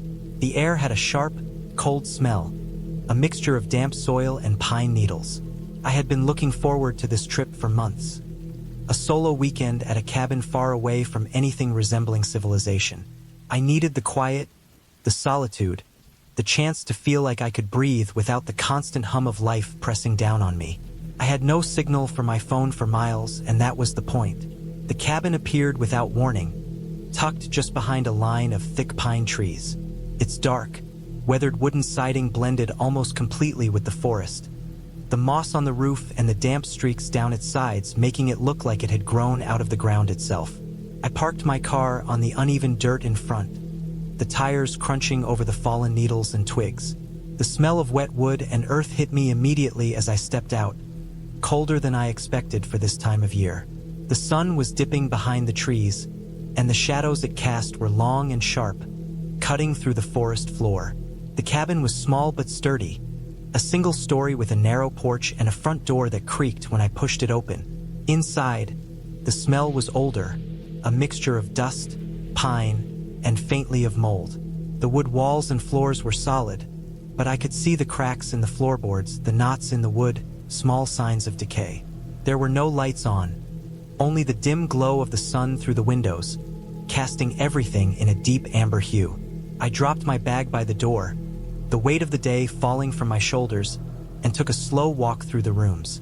There was a small kitchen to the right, a living area straight ahead with a heavy, worn couch and a fireplace with a few blackened logs inside. Off to the left, a narrow hallway led to a bedroom and a bathroom. I moved slowly, taking in every detail, making sure everything was in order. The windows were thick and unbroken, the locks all functional, and the cabin felt solid. There was no electricity, no running water, which I had expected and planned for. I had packed food, water, a lantern, and a small stove. The thought of being completely alone was exhilarating. I placed a few logs on the fireplace and managed to get a small fire going. The sound of it crackling filled the quiet house, a living heartbeat in the empty space. I sat near it, feeling the warmth spread through my hands and chest, watching the shadows dance on the walls. Night came faster than I expected. By the time the sun fully disappeared, the forest outside was completely black, every tree and rock swallowed by shadows. I moved carefully, lighting a lantern and placing it on the kitchen table. I ate a simple dinner of canned beans and bread, the kind of food that felt more like fuel than pleasure, but I didn't mind. The wind picked up outside, brushing against the walls with a soft, eerie whistle. It was nothing dangerous, just the sound of trees in the wind, but it made me more aware of every little noise inside the cabin. The floorboards creaked when I walked, the fire snapped, and every time a branch hit the roof or window, my body tensed automatically. I decided to sleep early, the effort of the day catching up with me. I set up my small sleeping bag on the bed and settled in with the lantern still lit. I didn't feel unsafe exactly, but there was a tension I couldn't shake. Being so far away from everything, completely alone, made every sound and shadow feel amplified. The night passed slowly. I woke several times, startled by noises outside that might have been animals or just the wind. At one point, I thought I saw a figure move beyond the window, but when I blinked, it was gone. My heart had raced, my mind trying to rationalize, and eventually I drifted back to sleep, the fire dying down to embers. The next morning, I woke to sunlight filtering through the trees. The air inside the cabin was damp and cool, smelling faintly of smoke from the previous night. I went outside to get water from a small stream nearby, carrying my metal canister.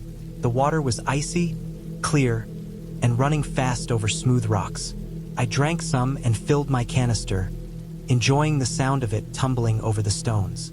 The forest around me was silent except for the occasional bird call and the distant rustle of leaves.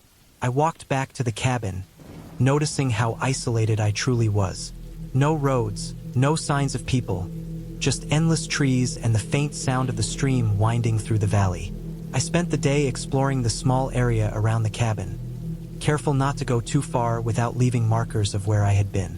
The forest was thick, full of fallen logs, tangled roots, and patches of thick brush. Every step had to be deliberate to avoid twisting an ankle or breaking through hidden layers of leaves into a hole. I found a small clearing not far from the cabin, a flat patch of earth where I could sit and look around without obstruction. The feeling of being alone in that space was intense. It was beautiful, but the solitude carried weight, the kind that pressed down on your chest when you thought about how far you were from anyone who could help you. That night, the wind was stronger. I had built a larger fire outside and sat near it, eating another simple meal, listening to the forest. Around 10 p.m., I noticed something unusual. A faint smell, metallic and sharp, like rust and blood. At first, I thought it was my imagination, or maybe some decaying animal in the forest. But it was persistent. I got up, lantern in hand, and walked around the perimeter of the cabin. The firelight caught glimpses of movement in the trees, shapes, too quick to be certain of anything, shadows slipping between trunks. I told myself it was deer or some other wild animal, but my body was tense. Every hair on my neck was standing on end. I decided to lock the doors and secure the windows. I checked every latch, every hinge, moving as quietly as possible. Then I heard it, a low, deliberate cracking sound from somewhere in the woods, like someone stepping on dry branches. I froze, listening. Then again, closer this time. My stomach sank.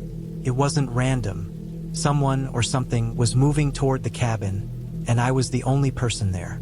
I considered leaving immediately, but the car was parked in the open, the road long and unkempt.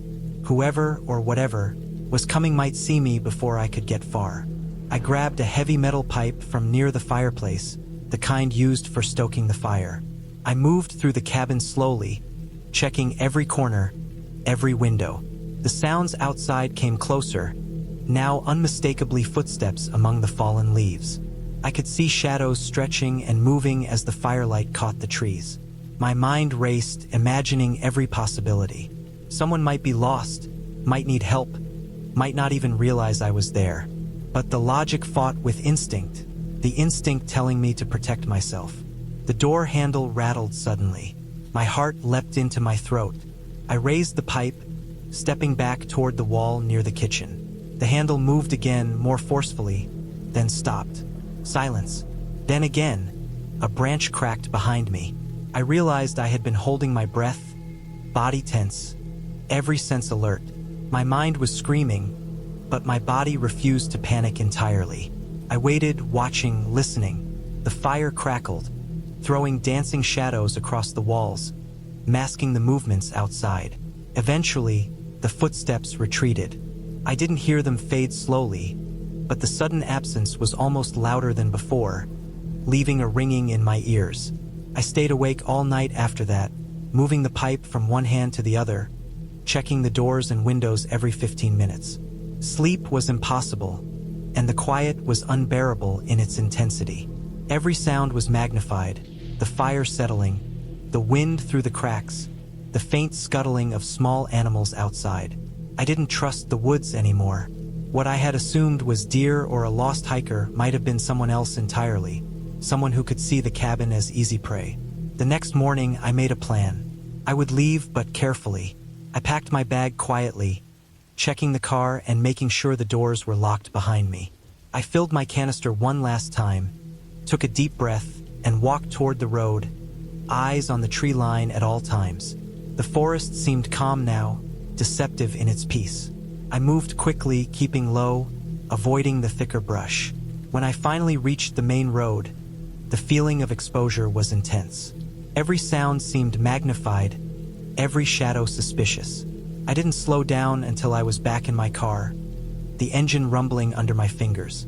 Driving away, the forest fell away behind me, the mountains shrinking into the distance. I glanced in the rearview mirror, half expecting to see someone following me, but the road was empty, the trees silent. I felt a weight lift off my chest, exhaustion overtaking the tension. When I reached the nearest town, I parked in a crowded lot, just breathing, realizing how alone I had truly been. The cabin was beautiful, the forest majestic, but the isolation had made it dangerous in ways I hadn't anticipated. I vowed to never underestimate the quiet, to never assume solitude was safe. Later, I learned from a local ranger that the area had occasional trespassers, people who wandered in looking for easy shelter or easy targets, and also predators, bears, and sometimes wolves that could approach cabins unnoticed. The warnings had been subtle, the signs easy to miss. That knowledge explained the footsteps, the metallic smell, and the feeling of being watched. It didn't erase the fear, but it made it real, grounded. I realized that the thrill I had been seeking had turned into a lesson in caution, in respect for isolation and the unknown. I never returned to that cabin. I never sought that kind of extreme solitude again. The memory of the firelight flickering across the walls, the shadows outside, and the sound of deliberate footsteps in the night stayed with me. A vivid reminder of how fragile safety can be when the world falls away behind the trees. Even now, years later, I remember the smell of wet pine, the chill of the night air pressing against the cabin walls, and the heartbeat of my own fear echoing in the empty space. It is a memory that is both terrifying and grounding, a reminder that real danger does not come from stories or myths, but from isolation, from the very real presence of others, and from being completely alone with nothing but your own instincts to guide you. The cabin is still there, in the same forest, hidden behind the trees, waiting. I know it looks peaceful, harmless, like a perfect getaway, but I will never go back, because I know what it feels like to be truly alone and watched, and I know the price of underestimating that quiet. I am careful now, more aware of where I go and what I assume about empty places.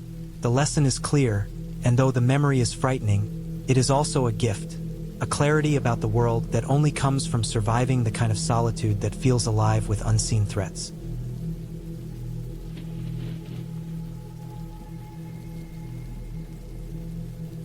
I had been planning this trip for months, telling myself it would be a simple escape, a quiet weekend in the woods to clear my mind and forget the city's constant noise.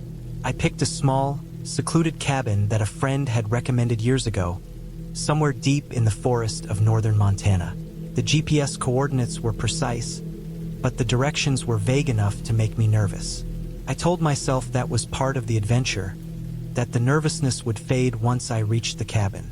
I drove for hours, following narrow, winding roads flanked by thick pine forests. The sun hung low in the sky, casting long shadows across the asphalt, making the trees appear taller and more imposing than they already were. By the time I reached the turnoff, the road had dwindled to a rutted dirt path, barely wide enough for a single car. I had to slow to a crawl, my tires crunching against loose gravel. The cabin finally appeared through the trees, small and almost swallowed by the surrounding forest. It was made of dark wood, with moss growing along the roof and a thin plume of smoke rising from a chimney. The windows were grimy but intact, and the porch sagged slightly under the weight of years of neglect. I parked in the small clearing, my car stirring up clouds of dust that hung in the still evening air. I stepped out and immediately felt the silence. It was a heavy silence, not peaceful, not comforting. The kind of silence that presses against your chest, making every small sound. My boots crunching against fallen pine needles, the wind rustling through the branches, seemed louder than it should be. Inside, the cabin was even more isolated. The furniture was old and rough-hewn, mostly covered in dust sheets. The air smelled of damp wood and mildew. A fireplace dominated one wall, filled with old ash that had long ago cooled. I unpacked quickly, trying not to think too much about the creaks and groans that came from the cabin settling in the cooling evening. I checked the doors and windows. All were locked, though the locks seemed old and flimsy. Still, I felt safe enough, at least for the moment. The first night passed quietly enough, though I lay awake longer than usual, listening to the sounds of the forest. There were owls hooting, branches snapping, and a distant rustle that might have been deer, or something else entirely. I tried not to imagine the darker possibilities. Morning brought light and a false sense of safety. I walked the surrounding area, noting the overgrown trail that led down to a small stream. The forest was dense, thick with undergrowth and fallen logs, but it felt empty, almost unnaturally so. There were no birds singing, no small animals moving through the brush. I told myself they were simply hiding, but a part of me knew that emptiness felt deliberate, oppressive. The second night was when the unease began in earnest. I had built a fire in the fireplace, using kindling I had found stacked near the back of the cabin. The flames crackled and threw shadows across the walls, making the cabin feel alive in a way it hadn't before. But the sounds from outside had changed. There were footsteps in the distance, soft, deliberate, moving from one side of the cabin to the other. I could hear twigs snapping under weight that was too heavy to be a small animal. I told myself it was a hiker or a hunter, though no roads led this deep into the forest, and I hadn't seen anyone else all day. The footsteps stopped abruptly at times, then continued, circling the cabin as though whoever, or whatever it was taking stock of the place. Sleep became impossible. I lay awake, flashlight in hand, scanning the shadows, straining to catch even the faintest movement. My mind began to play tricks. Every branch that scratched against a window sounded like a hand dragging across the siding. Every sudden rustle in the leaves sounded like it was coming closer. I could feel my heart hammering in my chest, each beat echoing in my ears. I knew I had to stay calm, but the fear was thick and suffocating. On the third morning, I discovered footprints. They were partially obscured by the fallen needles and the soft soil around the cabin, but unmistakably human. They circled the cabin, sometimes coming very close to the door, stopping abruptly, as though whoever had made them had been watching from the edge of the trees. Panic surged through me. I had locked the cabin door, but now I realized it might not matter. Whoever had been here before me could have left them easily, or worse, they could still be out there.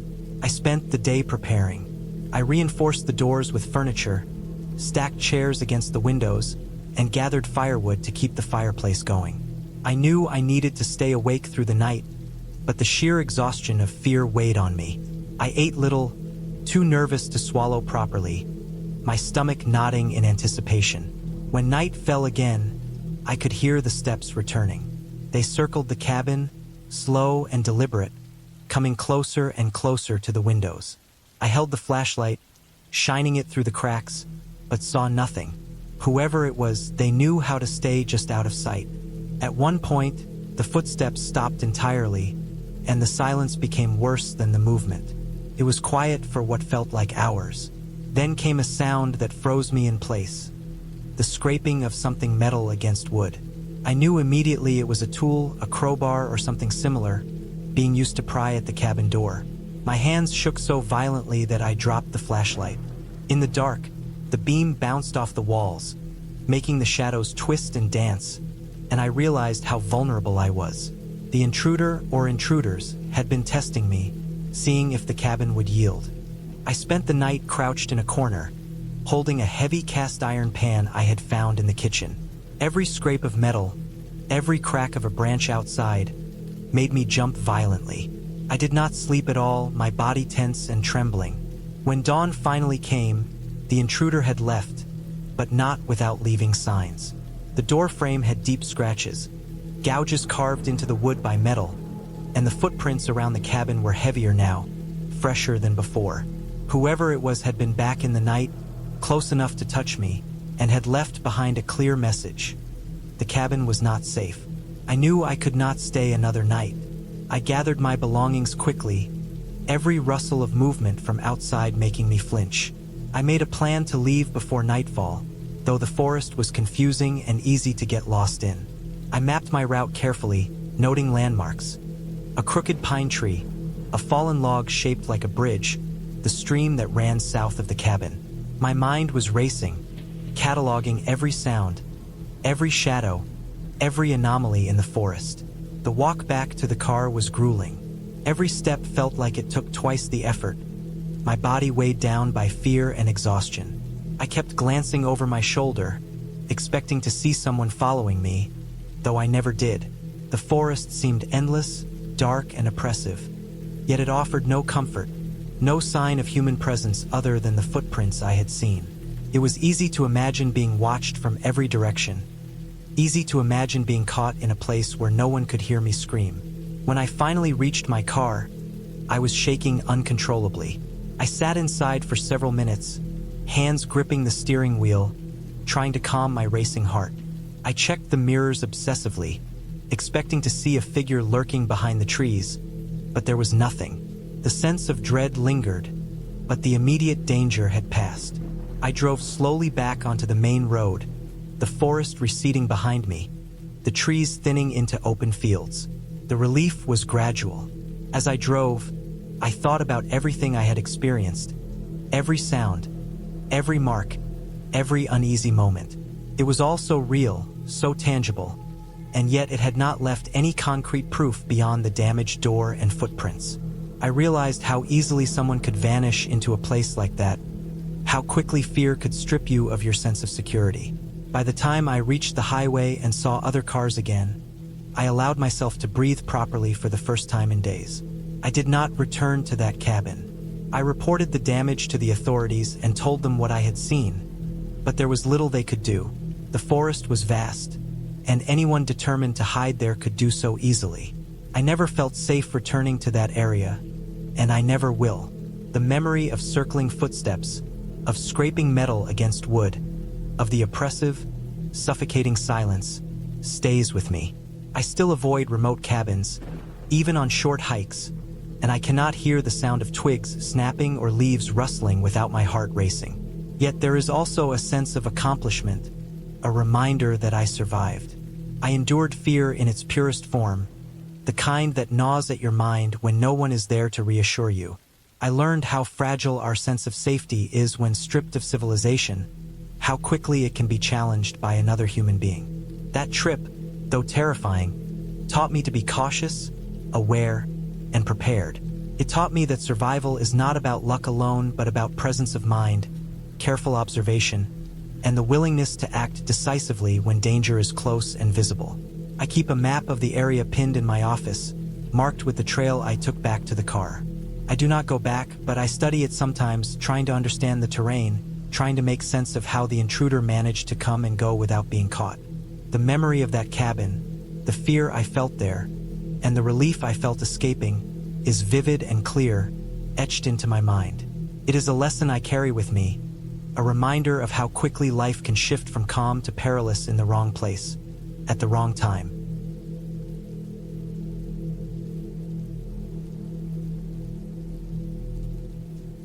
I never thought I would end up in a place like that.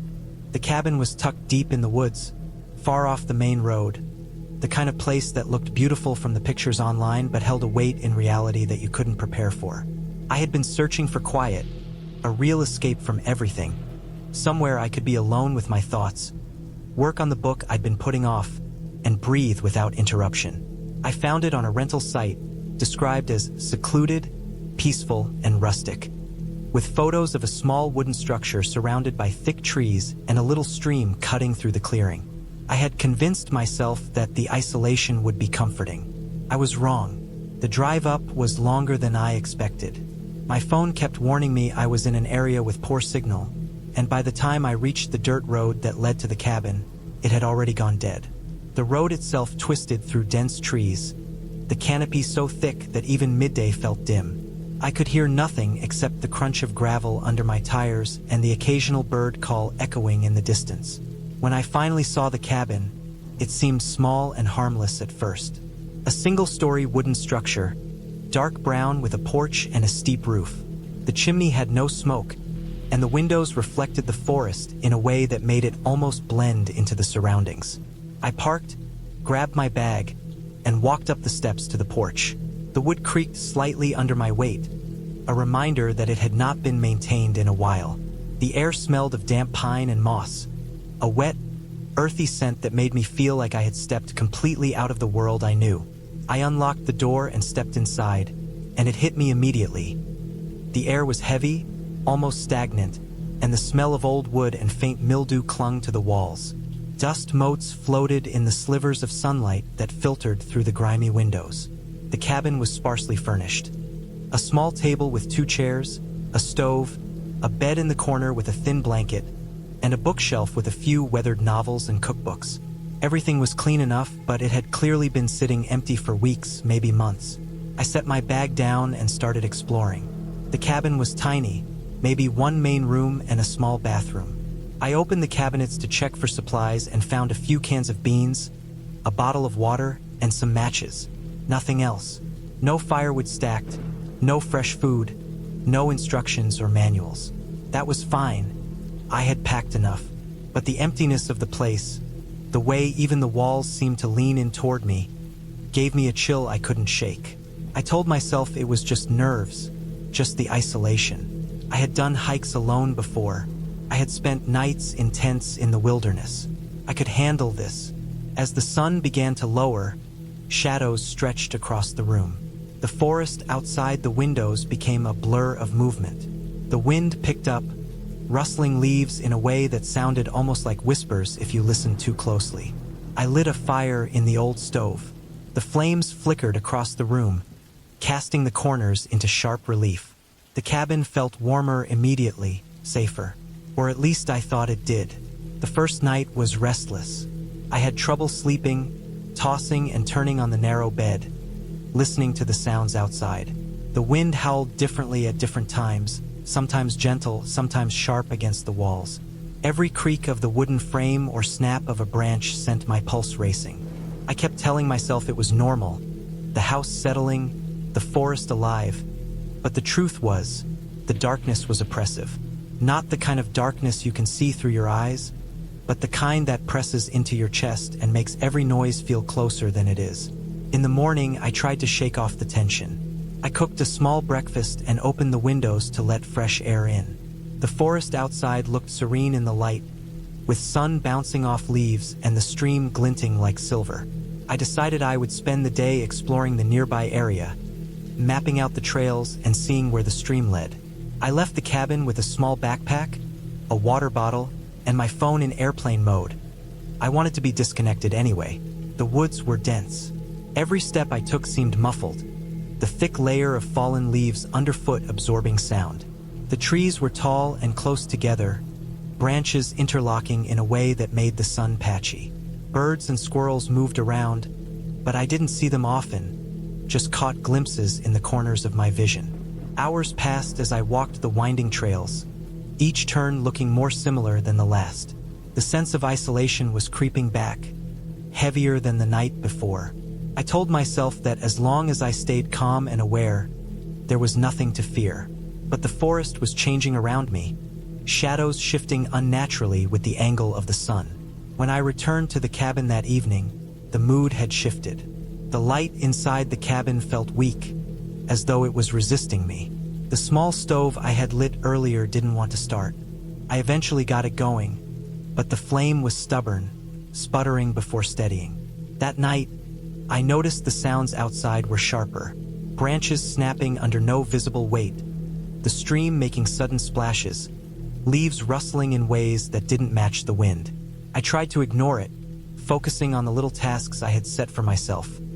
Stacking firewood, organizing my things, writing in my notebook, but it was impossible to concentrate. By the third night, I realized the real fear was not the cabin itself, not even the forest, but the knowledge that I was utterly alone. Not alone in a romantic wilderness sense, but alone in a way that made me fragile. I had no signal, no neighbor for miles, no one to help if something went wrong. The forest was indifferent, the cabin indifferent, and yet, the silence itself seemed to carry awareness, like the air around me knew I was vulnerable. That night, I woke to a sound that froze me in place.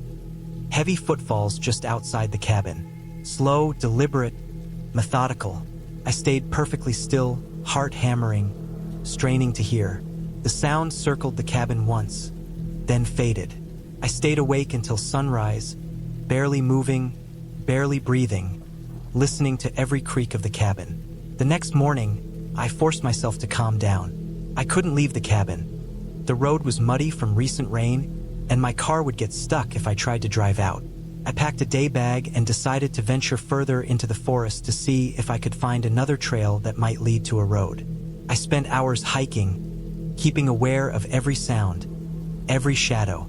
At one point, I stumbled upon an old, overgrown logging path, partially collapsed but still passable. Following it gave me a strange relief. It was more open than the dense trails near the cabin. But then the realization hit me. The path didn't lead anywhere I could see. It curved back into thick woods, and I had been walking for hours. My water was low, and I hadn't eaten much. Anxiety started building again, gnawing at me. I turned back, retracing my steps carefully. The forest seemed different now, almost hostile. Shadows stretched differently. Trees looked unfamiliar despite being the same ones I had passed earlier. My mind started to play tricks on me. I thought I saw figures moving in the trees, but every time I blinked, they were gone. I kept my pace steady, not running, but my body tensed as I returned to the cabin, relief flooding me when I saw its familiar silhouette in the clearing. Back at the cabin, I decided to take measures. I checked all the locks, inspected the windows, and stacked chairs against the door. I gathered all the firewood I could reach and kept the stove burning steadily, the warmth and light making the corners of the cabin seem slightly less menacing. I couldn't explain what had made me feel like I wasn't alone outside, but I couldn't ignore it. I told myself that the forest was full of wildlife, that heavy branches could have fallen in odd ways, that my imagination was just working overtime. But even so, the fear stayed, gnawing at the edges of my mind. For the next few days, I maintained a strict routine. I explored during the day, keeping close to the cabin, and returned before nightfall. I collected water from the stream, boiled it for safety, cooked basic meals, and wrote in my notebook. Every sound at night made me tense. Every shadow in the cabin felt like it could shift into something threatening. I became hyper-aware of the small things, the way a floorboard groaned, the way the wind rattled the window panes, the way the stove flame flickered unpredictably. My mind, starved of normal social cues and reassurances, filled in every uncertainty with possibility. Then, on the fifth night, something tangible happened. I had gone to sleep early, exhausted from the day's hike. Around midnight, I woke to a cracking sound outside, sharper than anything I had heard before. It was followed by a thud, then silence. I stayed perfectly still, listening. The sound repeated, moving around the cabin in a deliberate pattern, slower than before, methodical. I didn't hear anything that could be explained by animals. My fear became acute, almost physical, pressing down on me.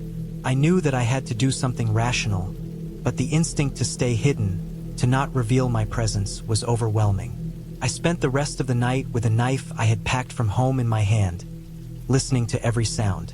By the time the sun rose, there was no more movement outside.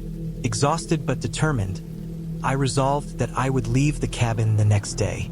I couldn't stay there another night, not with my nerves shredded like this. Morning brought clarity. I packed essentials into my car: water, snacks, the notebook, and my clothes. I locked the cabin carefully, leaving a note for the owner explaining my early departure. The drive back was tense, each bump in the road making me flinch, every shadow in the trees a potential threat. But daylight helped, and after hours of careful driving, I reached the main road. I pulled into a gas station, finally able to use my phone. Signal bars appeared, and I called my friend to let them know I was safe. Reflecting on it now, I realize what I learned. Fear is not always about what is real or unreal. It's about isolation, about uncertainty, and about the way your mind reacts when stripped of familiar surroundings. The cabin itself was harmless, the forest indifferent. But my sense of security, my assumption that I could be alone without consequence, was shattered. I had to face my own vulnerability head-on, and that made every sound, every shadow, every creak feel amplified. In the end, I didn't find an explanation for the noises, for the shadows that seemed to move differently in the night, or for the strange feeling of being watched. But I survived, and I left the cabin with a stronger understanding of my own limits, a respect for isolation, and a new appreciation for the ordinary safety of human company. I learned to never underestimate the quiet, the dark, and the unbroken solitude of a place where no one else is around to witness the world with you. The cabin was no longer just a building in the woods.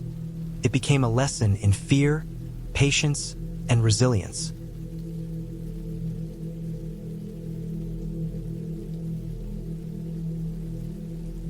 I had been looking forward to this weekend for months. My life had become a repetitive cycle of work, bills, and the occasional shallow social interaction that left me more tired than satisfied. The thought of leaving the city behind, even for just a few days, felt like an escape into a different life. I found a small cabin to rent in the northern mountains, far away from any real human contact. It wasn't luxurious, but it had the essentials: running water, a wood stove, a small kitchen, and a bed that, according to the listing, was cozy enough to sleep the world away. I packed my bags, loaded my car, and drove through the winding roads that led into the dense forest. As the city faded behind me, I felt a lightness in my chest I hadn't realized I'd been missing. The cabin was everything the photos promised, and more. It stood alone in a small clearing, surrounded by tall pines that blocked most of the afternoon sun. The air was cold but clean, carrying the faint, earthy scent of damp soil and decaying leaves. I spent the first hour just walking around the perimeter, inspecting the structure. The wood was weathered but solid, the windows intact, and there was a small stack of firewood neatly piled against one side. I could hear the faint rustle of birds and, in the distance, the sound of a river or stream, though I couldn't see it yet.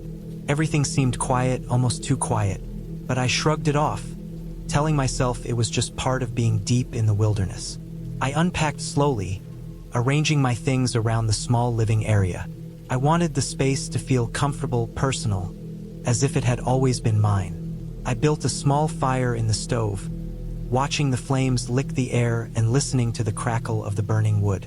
There was something hypnotic about the sound, something that made me feel both secure and strangely exposed at the same time. By the time the fire had settled, the sky outside was darkening, turning a deep indigo as the sun sank behind the treetops. I stepped outside to take a breath of the evening air and noticed how different the forest looked in fading light. Shadows stretched unnaturally between the trees, and every slight sound, a falling branch, the scurry of a small animal, felt magnified. Dinner was simple. Canned beans and rice, warmed on the stove, eaten slowly while I watched the fire. As darkness fell completely, I realized how isolated I truly was. No streetlights, no distant traffic, no hum of electricity, just the forest and me. There was a small thrill in that, but also a nagging unease I couldn't quite place. It was the kind of isolation that felt almost alive, as if the forest was watching silently, waiting for me to make a mistake. I shook the thought away and climbed into bed early, thinking I would be asleep in minutes. I wasn't. The unfamiliar sounds outside, the rustle of leaves, the distant snap of a twig, the occasional low growl that could have been a coyote or a dog, kept me on edge. Sleep came eventually, but it was shallow, and I woke more than once, convinced I had heard someone walking around the cabin. The next day, I woke early to the sound of birds and the sun cutting through the pines. I brewed coffee on the stove and stepped outside to take it in, looking for a path or trail to explore. I found a faint dirt trail leading into the woods and decided to follow it. The forest was alive in the morning light, every leaf and branch sparkling with dew. It was beautiful in a way that was almost oppressive, demanding attention and respect. The trail curved and twisted, often disappearing under fallen leaves and debris. I moved carefully, my boots crunching softly on the undergrowth, constantly scanning the trees for movement. Hours passed as I wandered deeper, the trail becoming less defined, the forest more imposing. At one point, I realized I had lost the sense of direction entirely. The sun was still high, but without the trail or any markers, I felt a twinge of panic. I retraced my steps carefully, marking trees with small scratches from a knife to ensure I could find my way back. When I returned to the cabin, the sun was beginning to set again, painting the sky in streaks of orange and purple. Relief washed over me as I saw the familiar outline of the clearing. I had been gone for nearly 5 hours, and the idea of being inside again, away from the suffocating, infinite woods, felt like a blessing. That night, I made sure the cabin was secure. I checked the locks on the doors and windows, stacked more firewood near the stove, and set about cooking another simple meal. But as I ate, I noticed something strange. Small, shallow footprints outside, pressed into the soft earth near the cabin's entrance. They were human, small and light, maybe from someone wearing hiking boots, but there were only a few and they didn't lead far. I felt a surge of anxiety. I live alone in a city. I know how to handle my surroundings, but here, in this isolated place, the rules felt different. My heart pounded as I checked the windows again, peering into the dark forest. Nothing moved. I told myself it was probably an animal or the wind pressing branches into the ground. Still, I couldn't shake the feeling of being watched. Sleep that night was fitful. Every noise outside made me tense. A branch breaking, the distant howl of an animal, the rustle of leaves.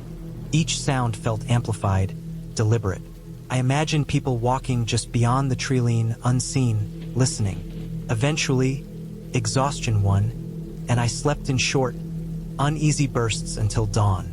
The third day, I decided to explore more cautiously, bringing a small hunting knife and a flashlight along the trail. I noticed signs that the area wasn't as empty as I thought. Footprints along the mud near the stream, cut branches that could have marked a path, even a faint odor of smoke that wasn't from my fire. I felt a growing unease. Whoever had been here before me could return at any time, and I was alone. I debated leaving immediately but realized my car was a long hike back, and the dirt road was barely visible on any map. There was no immediate way out, not without hours of walking. That evening, I fortified the cabin as best I could. I pushed furniture against the doors and windows and stocked up on firewood. The small stack of canned food I had brought would have to last in case I couldn't leave quickly. As night fell, the unease grew heavier. I began hearing noises, slight shuffling, distant snaps, something moving closer, but I convinced myself it was wildlife. The fire provided some comfort, its warmth and light keeping the shadows at bay. I tried to sleep but could only doze lightly, every sound drawing me upright, scanning the darkness outside. On the fourth day, I made a decision. I couldn't stay here another night without knowing exactly what was outside. I packed my bag with essentials: water, food, knife, flashlight, and some extra layers of clothing.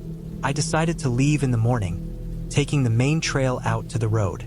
That night, I made sure everything was ready and double-checked the windows and doors. Lying in bed, I tried to calm myself, focusing on my breathing. Hours passed, but the noises outside grew louder, closer, more deliberate. I could hear footsteps crunching softly in the leaves, circling the cabin. My mind raced. Whoever or whatever it wasn't far away.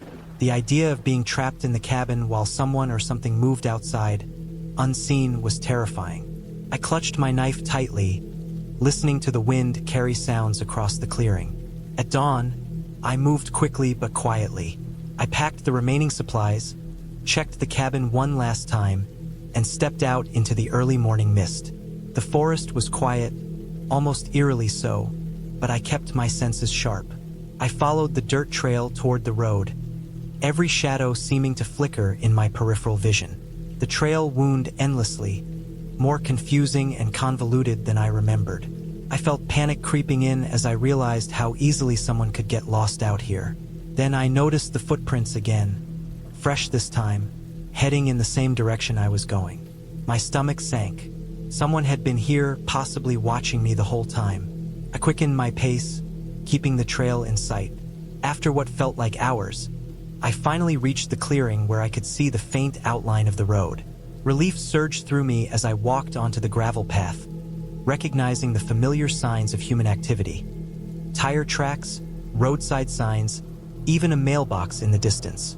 I didn't stop until I reached my car, throwing my bag in the back seat and locking the doors behind me. Driving away, I didn't dare look back at the forest. The sense of isolation, of being observed, remained with me long after the trees disappeared behind me. When I returned to the city, the normal sounds, the hum of traffic, people talking, distant sirens, felt almost comforting. I realized how much I had taken everyday life for granted, how fragile the sense of security really is when you're alone in the wilderness. The cabin experience had been exhilarating, terrifying, and eye-opening. I never went back, and I never forgot the weight of that silence, the uncertainty of being watched, and the clarity that came from finally escaping. It changed the way I saw the world. Familiar places were safe, yes, but wilderness carried a danger that demanded respect and constant awareness. And even in the quietest, most peaceful place, the smallest signs of life, footprints, broken branches, distant noises, could turn every moment into a test of survival, instinct, and courage. The story of that cabin stayed with me for years, a reminder that isolation sharpens the mind, forces you to notice everything, and teaches the difference between comfort and vulnerability. I learned that fear in the right setting is real, and it never leaves entirely. It just becomes a tool, a lesson in how fragile life is when stripped of civilization's protective layers. I never forgot that smell of wet earth, the taste of fear mingled with hope, and the sight of my own exhaustion as I finally left the forest behind. And I carry it still, a quiet knowledge of how deep, dark, and realistic fear can be when there is no storybook ending, no magic to save you. Only you and the world around you, testing your every step.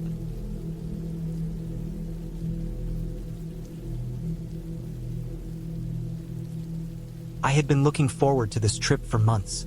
The idea of escaping into the woods, away from the constant hum of the city, sounded perfect. My friends had suggested a cabin they had rented years ago, tucked deep into the forest, far enough from roads that I would feel completely isolated. The idea of isolation was part of the appeal. I had always loved the quiet, the smell of pine and damp earth, the sounds of birds and squirrels that made the forest feel alive in a different way than cities ever could. I packed my bag carefully, enough clothes for a week, food that didn't need refrigeration, a few cans of beans, a small camping stove, water, and some basic tools. I didn't want to overpack, and I wanted the freedom of being mobile in case I needed to leave fast. The drive had been long, almost 5 hours from the city, winding through small towns, then narrow roads flanked by thick trees. I noticed how the light changed as I drove further into the forest, the canopy above filtering sunlight into a greenish haze. By the time I reached the cabin, it was late afternoon. The sun was low, casting long shadows between the trees.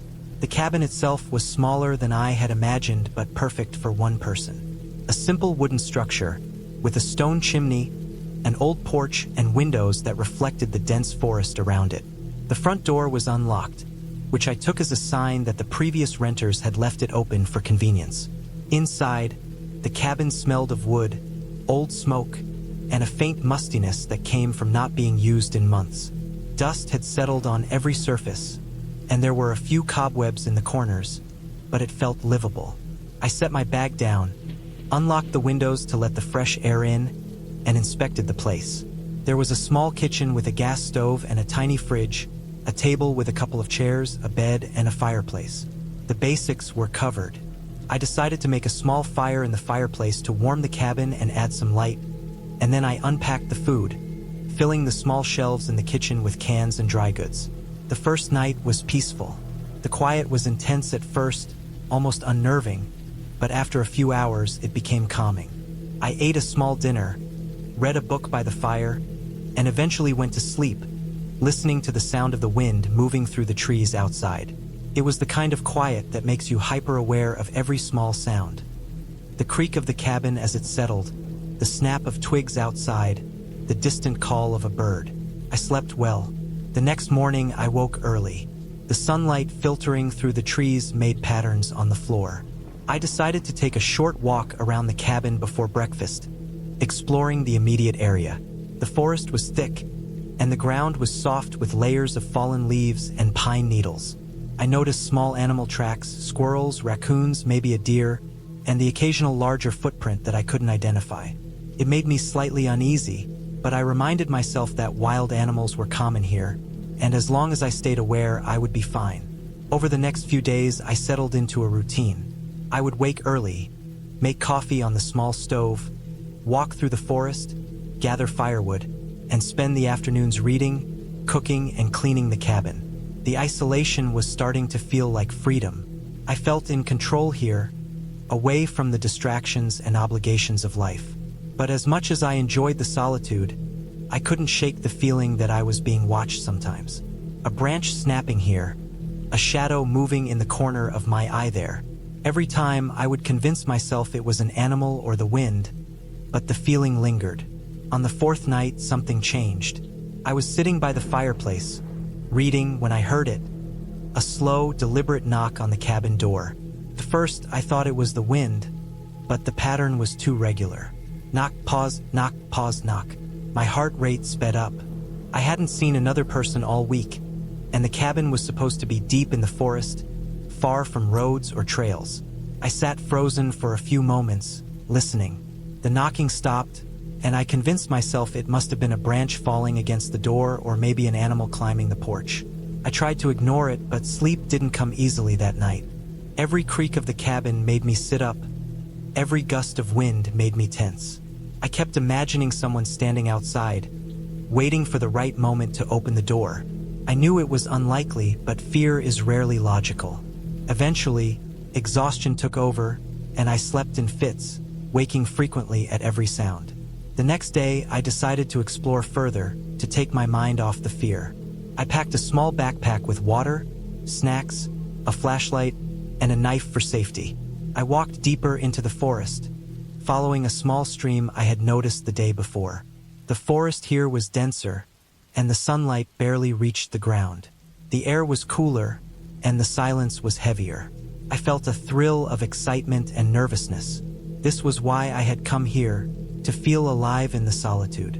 As I walked, I noticed more tracks, larger ones. Deer, maybe a bear. I paused, considering turning back, but curiosity pushed me onward. Then I saw it, a faint path almost hidden by fallen leaves. I followed it, thinking it might lead somewhere interesting. The path twisted and turned, and after about an hour, I realized I had walked much farther than I intended. The trees were different here, older, taller, and more oppressive. The feeling of being watched returned, stronger this time. I kept looking over my shoulder, but nothing moved. I decided to head back, but the path seemed unfamiliar now. Branches that should have been on my left were on my right, and I couldn't see the stream I had been following. Panic began to set in. I tried to retrace my steps, but the forest seemed to shift around me. Every turn looked the same. My heart pounded, and my breaths came fast. I felt utterly lost. Hours passed, or maybe only minutes, I couldn't tell. The forest had swallowed me. I tried to stay calm, remembering the basic survival techniques I had read about. Stay put if you're lost, make a signal, conserve energy. But staying put in the dense forest at dusk didn't feel safe. I needed to find my way back before nightfall. I used the position of the sun, trying to orient myself, but the thick canopy made it difficult. Shadows stretched and shifted, making it impossible to gauge direction accurately. By the time I stumbled upon a small clearing, it was late afternoon. Relief washed over me briefly, but then I noticed something that made my stomach drop. Footprints. Human footprints, fresh, leading into the trees from the opposite side of the clearing. They were large, booted, and unmistakable. My mind raced. Who else could be here in the middle of nowhere? The rational part of me tried to reason it out. Maybe hunters? But there were no signs of hunting gear, no vehicles. The footprints were too deliberate, too purposeful, as if someone was following me, waiting for the right moment. I didn't know what to do. My instinct told me to run, but in which direction? I decided to move carefully, keeping to the trees, trying to stay quiet. Every crack of a twig underfoot made my heart jump. I kept glancing at the footprints, noting that they seemed to circle, not move away. Panic turned to fear so raw and physical that it made my stomach churn. I realized that I was being tracked. Night fell quickly. The forest became a dark maze. I tried to climb a tree to get a better view, but the branches were thin, and the trunk was slippery with moss. I settled for hiding behind a fallen log, hoping whoever or whatever was following me wouldn't notice. I stayed as still as possible, listening to every sound. I could hear breathing, or maybe it was my own, ragged and loud. The footprints stopped nearby. I held my breath, willing them to move on. Hours passed. I don't know how long. I finally heard the sound of tires crunching on dirt. Relief and fear collided. Someone was coming, but I couldn't see them yet. I stayed low, waiting. The lights of a vehicle appeared through the trees. I ran toward them, waving my arms, screaming, desperate to be noticed. A truck stopped, and an older man stepped out. He looked shocked to see me. I explained, in breathless chunks, that I was lost, that someone had been following me. He listened, nodded, and called the police on his radio. They arrived quickly. I guided them to the clearing and the footprints. The officers tracked the prints for miles but found nothing. There was no one in the area. I spent the night at the nearest ranger station, safe but shaken. I returned to the cabin the next day, but I didn't stay. I packed up quickly, taking only the essentials. I drove away, constantly checking the mirrors, scanning the forest as I left.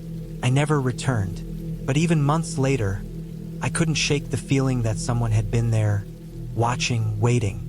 I told myself it was probably hunters or maybe someone camping illegally, but deep down, I knew that I had been very close to danger. The forest, beautiful and serene in the daytime, held a darkness I hadn't understood. That trip, meant to be peaceful, had shown me how quickly solitude can turn into fear when there is someone else watching. Someone silent, patient, and invisible in the trees. Even now, I avoid cabins in remote forests. I remember the way the shadows shifted, the way the footsteps seemed to come from nowhere and everywhere at once. And I am grateful every day that I managed to find my way back to safety.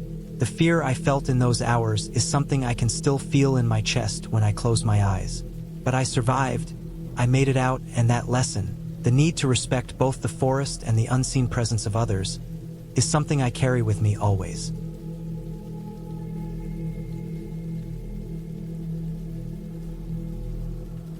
I parked my car at the edge of the forest, where the dirt road ended and the trees began, tall and unbroken, stretching far into the distance. The cabin I had rented was supposed to be secluded, a quiet place to escape the noise of the city and the stress of work. It was tucked away in a small clearing, and from the pictures online, it looked perfect. Rustic but well-maintained, with a small porch, a stone chimney, and a tiny creek running nearby. I had been planning this trip for months, imagining long walks in the woods, reading by the fireplace, and just being alone with my thoughts. I had expected peace. The air was sharp and cold as I stepped out of the car. It was early autumn, and the leaves were just starting to change color, reds and golds catching what little sunlight filtered through the dense canopy. I carried my backpack with the essentials: food, water, a first aid kit, extra clothes, a flashlight, and a small axe I had insisted on bringing just in case. I unlocked the cabin door, the hinges groaning as I pushed it open and stepped inside. The smell of old wood and pine hit me immediately. It was stronger than I had expected, but not unpleasant.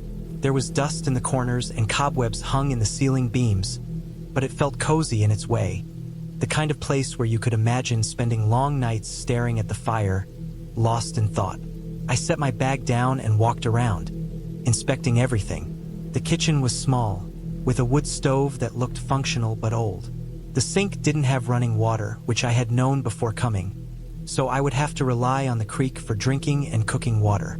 The bedroom had a simple bed, a thin mattress, and a window that overlooked the forest. I opened it and let in the fresh air. It smelled of earth and wet leaves, a smell I found strangely comforting. I unpacked some food and water, making a small plan for my first night. I knew I should make a fire before it got too dark. I chopped some wood for the stove, the sound of the axe splitting the logs echoing through the empty cabin. Outside, the forest was quiet, almost too quiet. I could hear the creek babbling softly, the wind rustling through the trees, but no birds sang, no animals stirred. That alone was strange. Usually, even in the late afternoon, you could hear squirrels or deer moving in the underbrush, a far-off caw of a crow, something to remind you that life existed in the woods. Here, there was nothing. It was an eerie, unnatural quiet, but I told myself it was just a coincidence.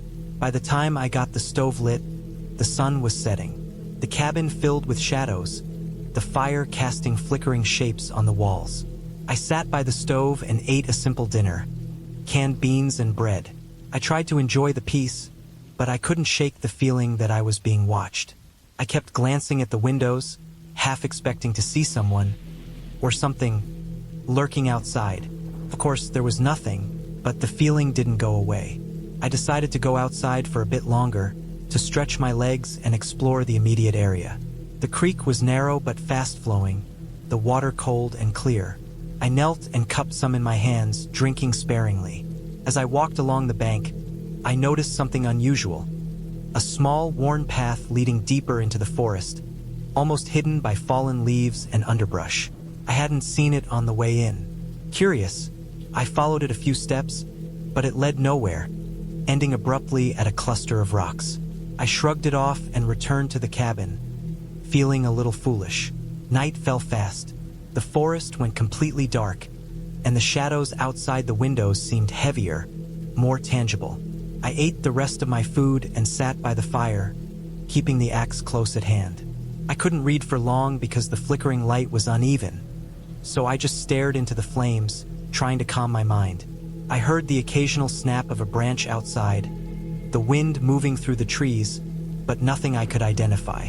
Eventually, I fell asleep, sitting in a chair near the stove, the fire still burning low. I woke in the middle of the night to a strange sound. At first, I couldn't identify it. Low, muffled, almost like someone dragging something across the ground outside. My heart started racing. I got up slowly and went to the window. The forest was pitch dark, and the beam of my flashlight didn't reach far. I could see nothing, but the sound continued, intermittent and slow, moving around the perimeter of the cabin. I gripped the axe tightly. Maybe it was an animal, I told myself, but the dragging sound was deliberate, like something heavy being pulled along the forest floor. I didn't sleep the rest of the night. I kept checking the windows, listening to every noise. By the time dawn came, I was exhausted, but the forest had returned to its eerie calm. No animals, no birds, nothing. I tried to rationalize it again. Maybe someone had been hunting illegally, moving game, and now they were gone. Or maybe it was an old story about the area, locals warning me not to wander too far. But nothing concrete explained the dragging sound.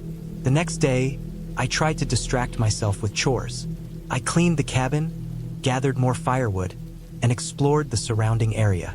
The forest was dense, and the sunlight barely reached the ground. I saw no animals, no signs of other people. But I found more odd things. A circle of stones near a fallen tree, a series of broken branches that didn't seem natural, footprints that were too big to be mine and too small for a deer. I took pictures with my phone, though I wasn't sure why. The sense of unease was growing. That night, the dragging sound returned, louder this time. It moved in patterns, circling the cabin, sometimes stopping, sometimes starting again. I stayed in the corner of the room, the axe in front of me. I kept the fire going, though I didn't know if it would do anything against whatever was outside. Hours passed, and finally, the sound faded as the first light of dawn appeared. I didn't leave the cabin that day. I kept the doors locked, the windows covered, and I stayed near the fire. The isolation was pressing down on me, and the quiet was unbearable. By the third night, I had a plan. I would leave at first light, no matter what. I didn't care about the cabin anymore. I packed all my things near the door, ready to go. I barely slept, listening to the faintest noises outside, imagining footsteps, seeing shadows move. At dawn, I stepped outside. The forest was still unnaturally so. I saw no signs of anything, but the path back to the road seemed longer than I remembered. I kept my eyes on the underbrush, ready to swing the axe if needed. Halfway through, I spotted something that froze me. A series of human footprints, leading away from the cabin, fresh and muddy. They were large, heavier than mine, and they stopped suddenly near a bend in the path. I felt a chill. Whoever or whatever had made them had been very close to the cabin, possibly even watching me the whole time. I didn't stop. I walked faster, almost running, my breath coming in short bursts. The forest seemed endless, twisting paths and fallen trees making it hard to navigate. After what felt like hours, I finally saw the edge of the trees and the dirt road. Relief hit me like a wave. I ran the last few steps to my car, jumping in and locking the doors. I drove away without looking back. Even when I reached the nearest town, I couldn't shake the feeling of being watched. I reported the strange events to the local authorities, but they didn't take it seriously. The area was known for its isolation and occasional trespassers, and they assumed I had imagined most of it. Months later, I looked at the pictures I had taken of the forest around the cabin. First, they seemed normal, just trees and rocks. But then I noticed something subtle. In several of the shots in the background, there was a dark shape almost blending in with the trees. It wasn't clear what it was, just a shadowy figure, tall, standing perfectly still. My heart sank as I realized I had probably been watched the entire time. Not by animals, not by ghosts, but by someone alive, someone very close and very silent. I never returned to the cabin. I avoided the forest entirely. Even now, years later, I can't walk alone in the woods without glancing over my shoulder, hearing imagined footsteps, feeling the brush of unseen eyes. I learned the hard way that isolation is dangerous. Not because of the wild animals or the cold, but because people can be just as silent, just as patient, and far more dangerous than anything else. The lesson stayed with me. Some places are best left alone, no matter how peaceful or tempting they seem. The quiet is never empty.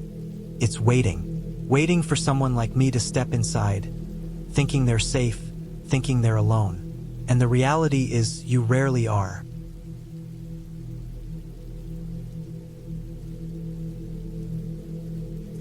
I had been planning the trip for months.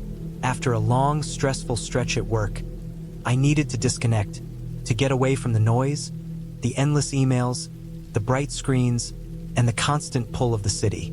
I wanted quiet, and the idea of renting a small cabin deep in the woods seemed perfect. I had scoured maps, read reviews, and finally found a place that was far enough out to feel completely isolated, but still accessible by car. They called it Blackwood Cabin. According to the description, it was rustic but safe. A small wood and stone structure, just a single story with a fireplace, basic kitchen, and a loft bedroom. The road ended at a dirt trail that led to the cabin, and beyond that, nothing but forest. The drive itself had been long, winding through narrow mountain roads that dipped and rose sharply. The further I went, the fewer signs of civilization appeared. Occasionally, I passed a mailbox or an abandoned structure, but mostly, it was just trees and rock cliffs. The sun was setting when I finally arrived, and the sky was painted a dull orange that bled into gray. The cabin looked exactly like the pictures, small, boxy, a wooden porch with a single swing and a rusty lantern hanging by the door. I parked my car in the rough clearing and unloaded my bag. The smell of damp pine and earth hit me immediately. Inside, the cabin was modest but tidy. Dust covered the furniture lightly, and the air smelled faintly of old wood and a lingering scent of smoke from the fireplace. I set down my things, opened the windows to let in the cool evening air, and unpacked food and supplies. I had intended to spend the weekend hiking, reading, and cooking simple meals. I even brought a small notebook to jot down thoughts, mostly to force myself to slow down. That first night, I built a fire, the flames crackling and warm. The only sounds were the occasional rustle of leaves outside and the soft groan of the cabin settling. I slept well that first night, wrapped in a thick quilt, feeling cocooned and safe. But the next morning, things started to feel different. I had planned a hike along a trail that looped around a small creek I had spotted from a ridge on the map. The air was damp and cold, the mist lingering in low areas, curling around tree trunks. I left the cabin around 9 in the morning, backpack loaded with water, snacks, and a small first aid kit. The forest felt alive, more alive than I was used to. Birds called to each other, twigs snapped underfoot, and the wind carried whispers of movement, things rustling in the underbrush. At first, the hike was peaceful. I followed the trail carefully, noting the direction of the sun, the landmarks I had marked on the map. Hours passed. The trail climbed steadily, and I stopped often to drink water, catch my breath, and take in the view. I could see the forest stretch endlessly in every direction, the trees thick and dark. I felt small, but not scared, just aware of the wilderness around me. Around mid-afternoon, I noticed something that made my stomach tighten. The trail had started to feel different. I was certain I had followed the path exactly, but now the markers, painted blazes on the trees, seemed to vanish. The forest grew denser, the trees closer together, and the air heavier. I stopped and looked around. There was no path ahead, only the forest floor littered with fallen leaves, pine needles, and branches. The sun was lower now, and shadows stretched unnaturally long between the trunks. A chill ran down my spine. I tried to retrace my steps, but the trail seemed to vanish behind me as well. Every direction looked the same. Thick trees, tangled roots, moss-covered rocks. Panic rose slowly, a creeping, insidious feeling that I tried to ignore, but it was there, gnawing at the edge of my mind. I took a deep breath, forcing myself to think. I had a compass and my phone, which still had signal. Pulled it out. The GPS was barely functional, but I could see the general direction of the cabin. I began moving, carefully, slowly, marking trees with chalk from my backpack so I could find my way back if needed. Hours passed. The sun sank, and darkness crept in faster than I expected. I had underestimated how quickly the forest swallowed light. I found a small clearing and decided I had no choice but to spend the night there. I built a makeshift fire with the little dry wood I could find and huddled near it, shivering, my heart pounding. The forest around me was alive in ways I hadn't considered. Every small sound, a branch snapping, leaves rustling, the distant thump of some animal, made me jump. I didn't see anything dangerous, but the imagination thrives in darkness. My hands shook as I ate a small snack, telling myself I would be fine, that I just needed the morning light to find the cabin. Sleep came fitfully, broken by every sound, but I managed to doze in short stretches. At first light, I packed up and started moving, trying to stay oriented by the direction of the sun. Hours passed. I walked through thick undergrowth, stumbling over roots, and slipping on damp moss. My legs were sore, my feet aching, but I pressed on. Around midday, I finally saw a hint of something familiar. The top of the ridge where the cabin was perched. Relief surged, but I was cautious. The forest seemed to shift, as though each step forward revealed a new obstacle. Fallen trees, dense thickets, and unexpected ravines. By late afternoon, I reached a small stream I had crossed on the first day. This was a turning point. I knew the cabin was close if I followed the water downstream. My pace quickened. I slipped several times, my hands scraped and bleeding, my clothes torn by branches. But finally, as the sun began to dip, I emerged from the trees and saw the clearing where I had parked. The cabin's porch was visible, and the lantern still hung by the door. I collapsed against a tree for a moment, breathing heavily, the fear and relief colliding inside me. I had made it back. The evening was quiet. I rebuilt the fire inside the cabin, cleaned myself up as best I could with the limited water I had, and prepared a small meal. I sat near the window watching the forest darken, listening to the sounds that had felt so terrifying just a day before. I realized that fear had made time stretch, had made every small sound feel like a threat. Now, in the safety of the cabin, I could see that the forest was just itself. Indifferent, sometimes harsh, sometimes beautiful, but not malevolent. The next day, I decided to explore a nearby trail that was clearly marked and shorter, one I had overlooked before. I hiked slowly, taking notes on landmarks, taking photographs. I felt a cautious respect for the forest now, a realization that even a small mistake could turn a simple hike into something dangerous.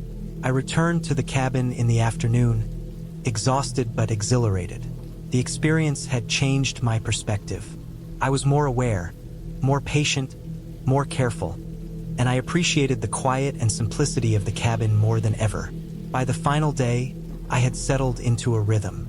I spent the morning hiking, the afternoon reading by the fire, and the evening cooking a proper meal. I took the time to clean the cabin, to leave it in better condition than I had found it. There was a sense of accomplishment, a satisfaction in knowing I had navigated the forest safely and returned stronger and more confident. When I finally drove away, I took one last look at Blackwood Cabin. The isolation that had felt terrifying at first now felt like a gift. I had faced real fear, managed it, and come through intact. It wasn't a story of heroics or dramatic rescue, but a story of endurance, awareness, and respect for the natural world. I had learned that being alone in the woods was not about fighting monsters.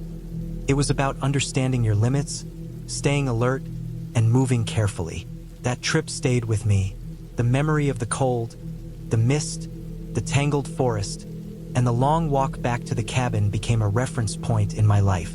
Whenever I felt stressed or disconnected, I remembered the feeling of finally seeing the clearing, the cabin standing quietly among the trees, a small island of safety in a vast, indifferent wilderness. It taught me patience, resilience, and the quiet thrill of surviving something entirely on your own.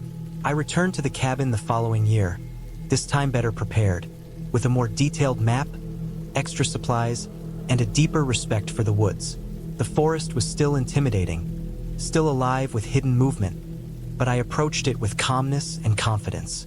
Each hike was still a challenge, each night still quiet and dark, but I had learned to trust my instincts, to respect the land, and to find safety in preparation and awareness.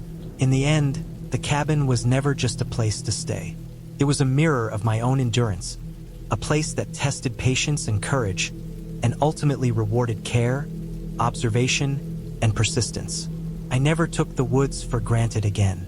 I never assumed that a trail would remain easy or that darkness was just absence. I left the cabin each time with a sense of achievement, a clarity of mind, and a deep, lasting respect for the wilderness. Even now, years later, I think about that first trip. I remember the fear, the cold, the exhaustion, the small triumph of returning safely, and I understand how much it shaped me. The cabin is more than wood and stone. It is the test itself, the reminder that reality can be terrifying, but that with patience, care, and attention, you can navigate it, survive it, and even learn from it. The woods are always there, indifferent, but I am stronger because of that experience. And that clarity, that understanding, has stayed with me ever since.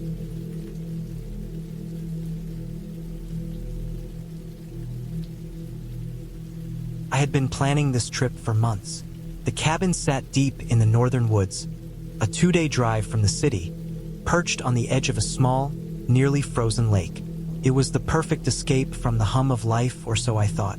I had packed carefully. Enough food for a week, water, camping gear, a first aid kit, and an emergency radio that had rarely been used. The cabin itself was rustic but well built. Logs stacked tightly, a stone chimney, and a metal roof. From the outside, it looked like the kind of place in a postcard. Serene, isolated, quiet. The first day I arrived, the sun was low, slanting golden light across the snow-dusted trees. Driving up the narrow dirt road, I felt my chest lift with relief. The world seemed cleaner here, sharper somehow. The air smelled crisp and metallic from the coming frost. I parked my truck in the small clearing in front of the cabin and stepped out.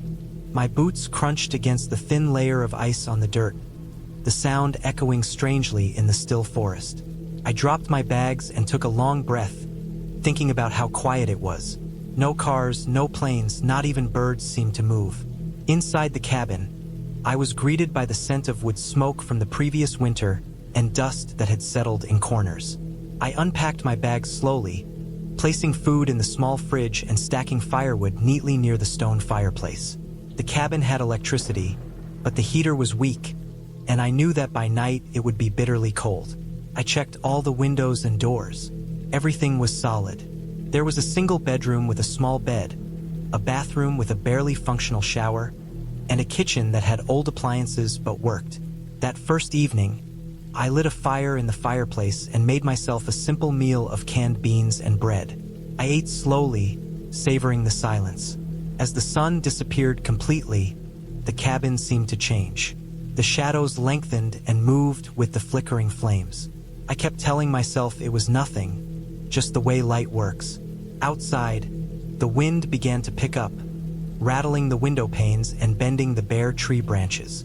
It sounded like someone, or something, was moving through the forest. I tried to sleep that night, but the wind howled in a way that seemed almost alive. Every few minutes, the cabin shivered with the cold. I could hear ice cracking on the lake, a sound so sharp it made my stomach tighten. I lay awake under multiple blankets, imagining the trees snapping in the wind, the snow breaking under the weight of a storm. Somewhere in the back of my mind, I knew I was alone, completely alone. And that thought made the hair on my neck stand up. Morning came with a faint light, gray and dull.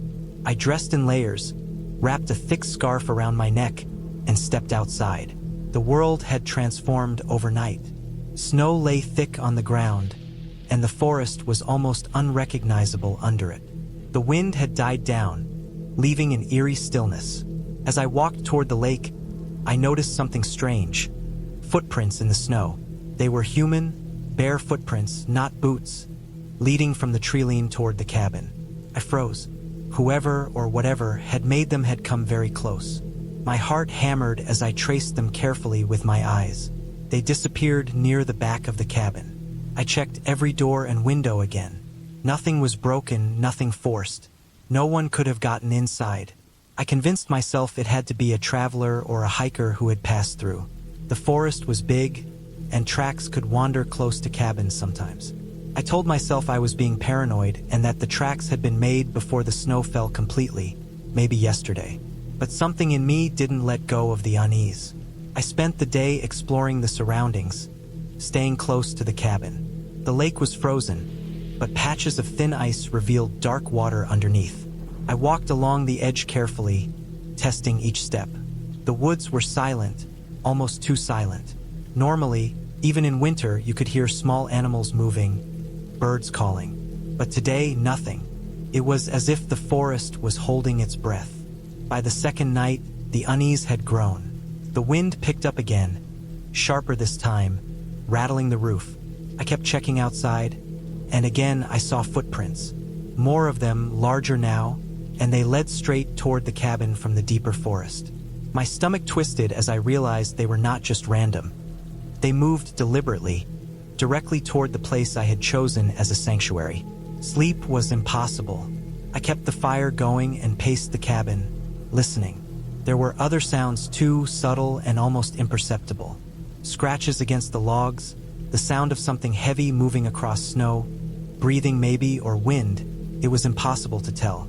The darkness pressed in on the windows, and my eyes kept darting toward it. Every shadow seemed alive, as if watching me. The next day, I decided to investigate. I bundled up, took a sturdy flashlight and a small hatchet from the cabin, and ventured a short distance into the trees. I needed to know what was out there. The snow was deep, the cold biting, and every step left a loud crunch that echoed unnaturally. I followed the footprints, which led away from the cabin and into a denser part of the woods. They ended abruptly in a clearing. In the center, I saw evidence of someone or something having been there. A makeshift fire pit with cold ashes, a few scraps of torn fabric caught in the branches, and footprints that vanished into the forest. I felt exposed, and the cold pressed against me, not just from the air but from a fear I couldn't shake. Whoever had been here knew the cabin existed, knew it was occupied. The thought made my chest tighten. I hurried back, anxious to reach the safety of the walls. When I arrived, I checked every door and window again. Everything seemed normal, but now I knew it was no longer just the wind I was fighting. There was someone else. Over the next days, the pattern became clear. Every morning, more footprints appeared, closer to the cabin each time. I began sleeping in clothes, keeping the hatchet beside the bed. The fire never went out. I barricaded doors with furniture, nailed loose boards over windows. The forest seemed to watch, and I felt the presence of another human mind somewhere in the shadows. It was impossible to see them, impossible to know where exactly they were.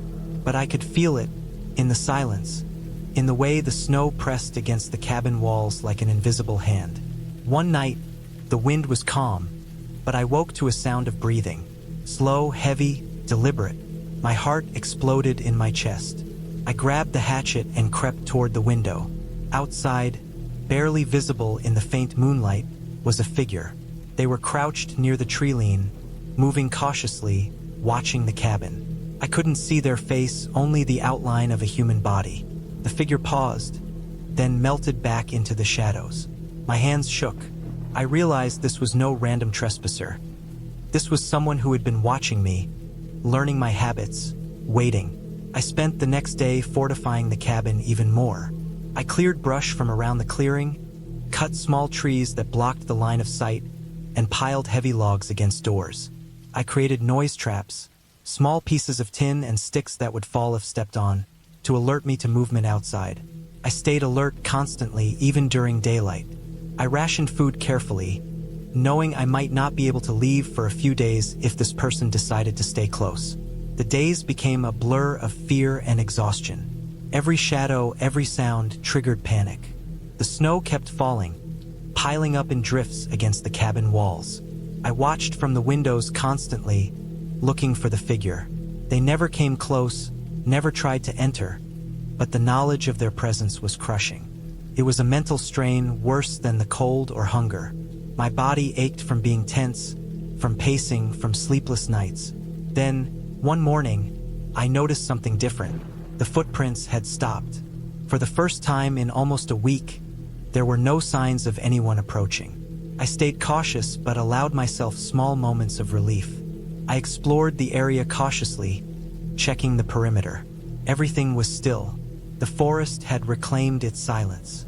I began to feel, tentatively, that I might be safe again. That night, I slept in a chair by the fireplace, the hatchet within reach. For the first time in days, I dreamt. I dreamt of driving away from the cabin, warm, safe, the city lights in the distance. When I woke, the snow was falling lightly, not enough to cover tracks immediately. I prepared to leave, packed my bags, and checked the truck. It was buried under a foot of snow, but I had shovels and a small path cleared the day before. The drive back was slow and tense, but uneventful. I kept glancing in the rearview mirror, expecting the figure to emerge from the woods. But nothing happened. As the city skyline appeared in the distance, I felt a relief so intense it made my chest ache. I thought about the cabin, the snow, the footsteps, the nights I had spent trapped by fear. I realized later that I had been lucky. The figure had never tried to confront me directly. I had survived because I had been alert, careful, and unafraid to act in self-defense.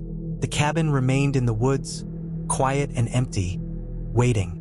I never returned, and I never wanted to. I had learned that isolation in a remote place is not always peaceful. Sometimes, it can be dangerous in ways you cannot control or predict. The woods hide a lot of things, and humans can be the scariest among them. That trip stayed with me for years. Even now, when I think about a quiet forest, my heart races a little. I understand the fragility of safety, how it can vanish in an instant, and how you can be so completely alone, yet still feel watched, understood, and vulnerable. I never went back to that cabin, but I carry the lessons with me. Trust your instincts, respect isolation, and remember that the quiet is never truly empty.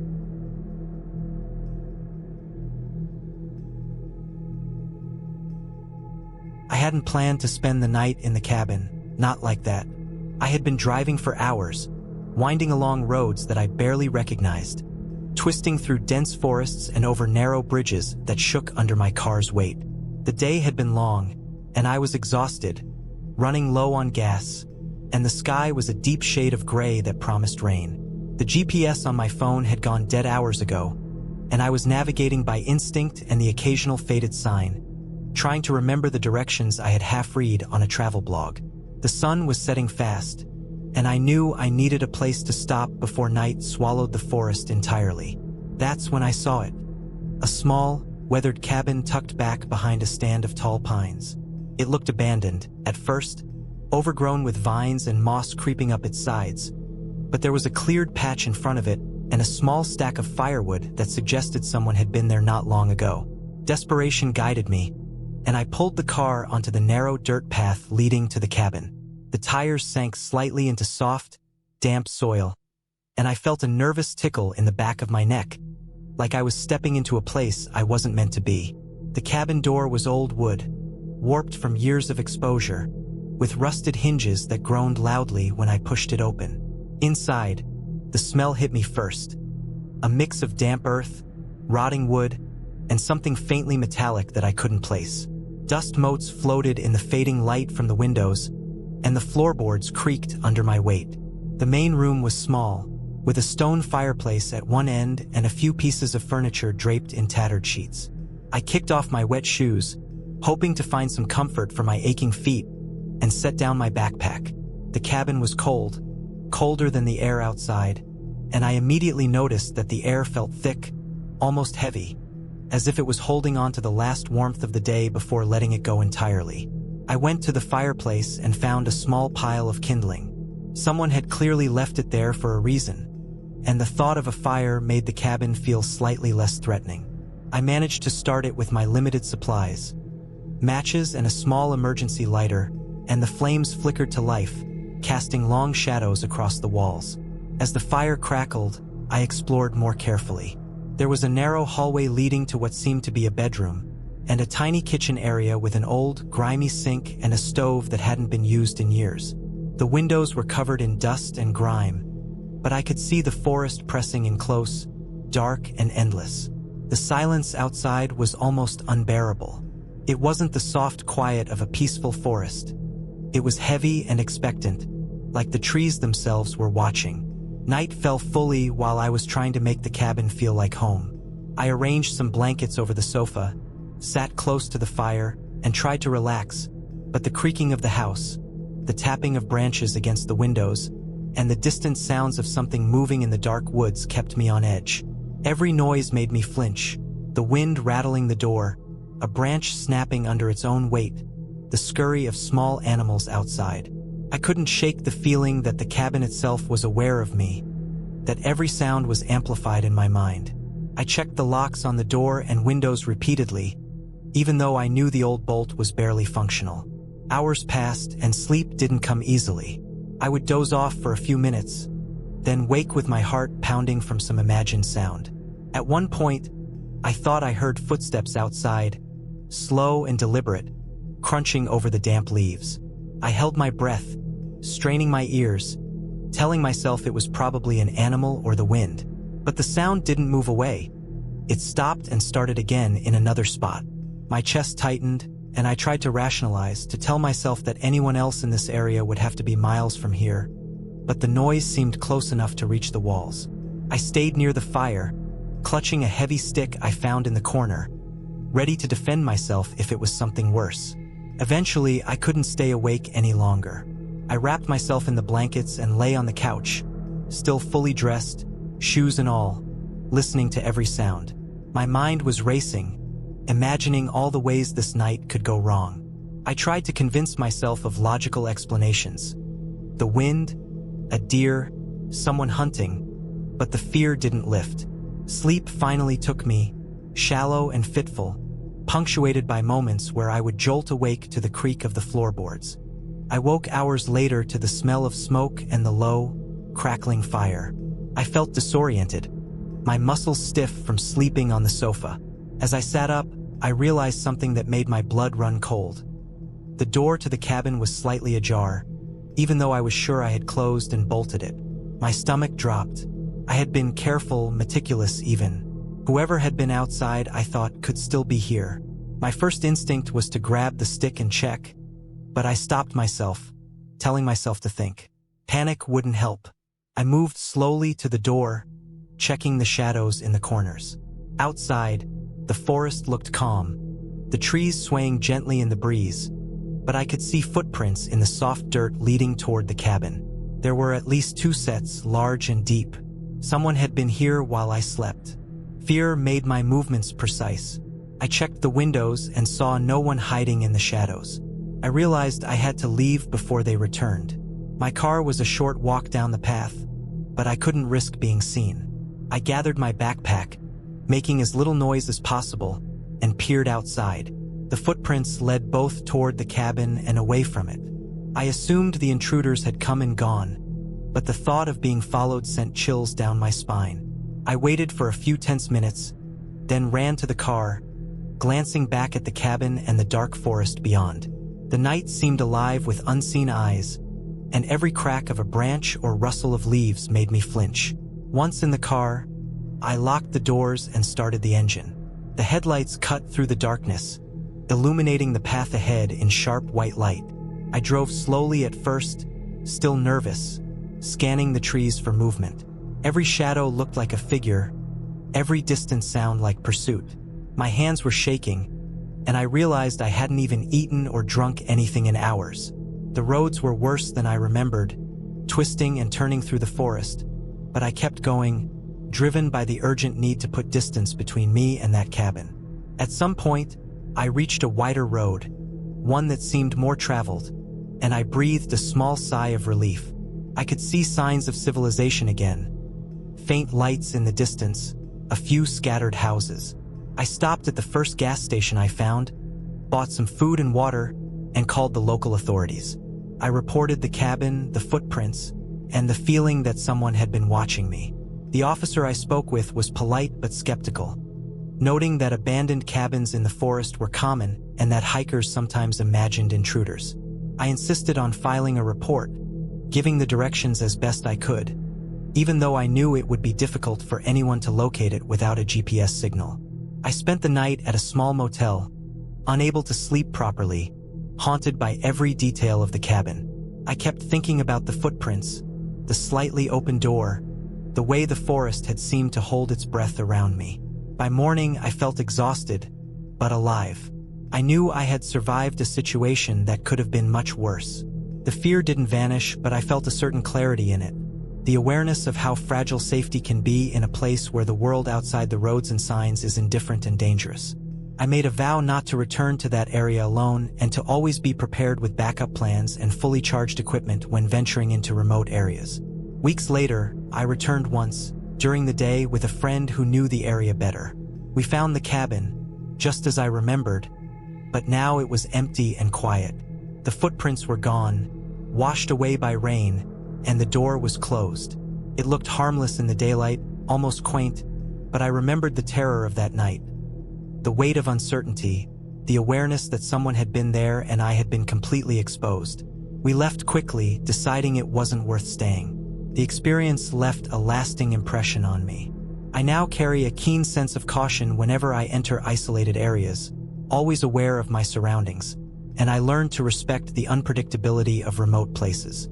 The cabin itself became a reminder of that lesson. Appearances can be deceiving, and safety is never guaranteed, even in a place that seems abandoned and quiet.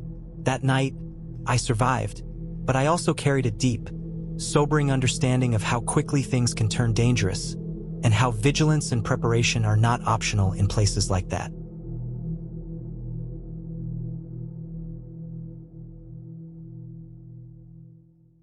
I had been planning the trip for months, mostly because I needed to escape the city, the noise, and the constant demands of work.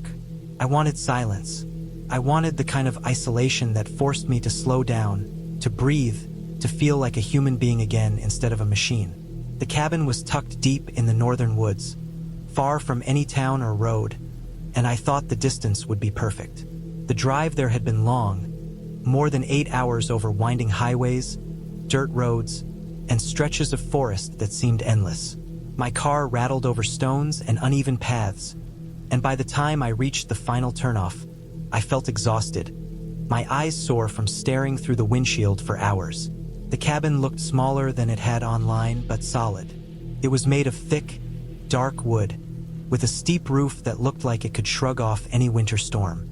The windows were dirty with dust and pine pollen, but the interior, though bare, seemed functional.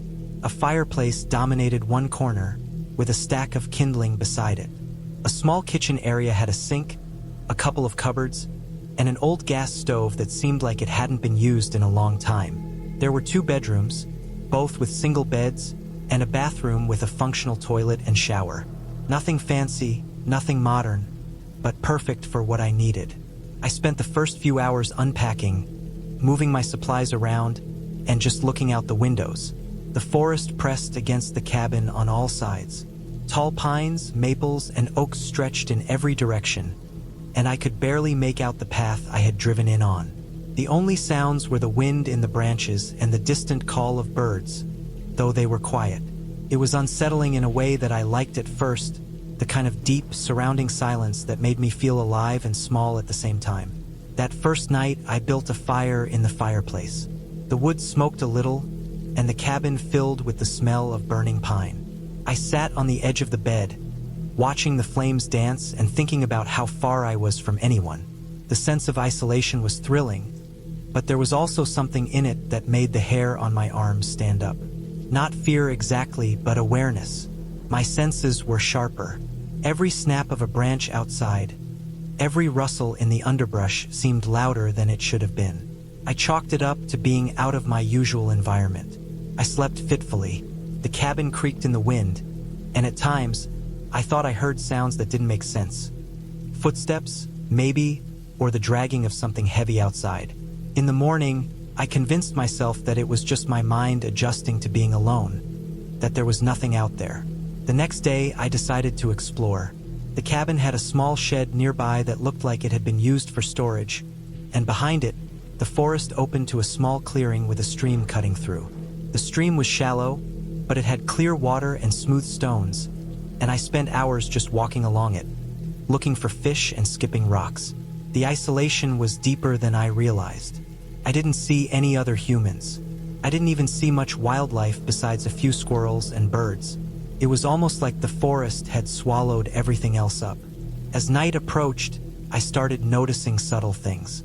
Items in the cabin seemed slightly moved when I came back from the stream. A chair that had been angled one way was now straight. A pile of wood that had been stacked neatly had shifted. I didn't want to believe it, but the feeling of being watched was growing. I checked the locks on the doors, even though the cabin seemed far from anything. The windows were all closed, the doors locked. There was no logical explanation. By the 3rd day, the isolation had settled into my bones.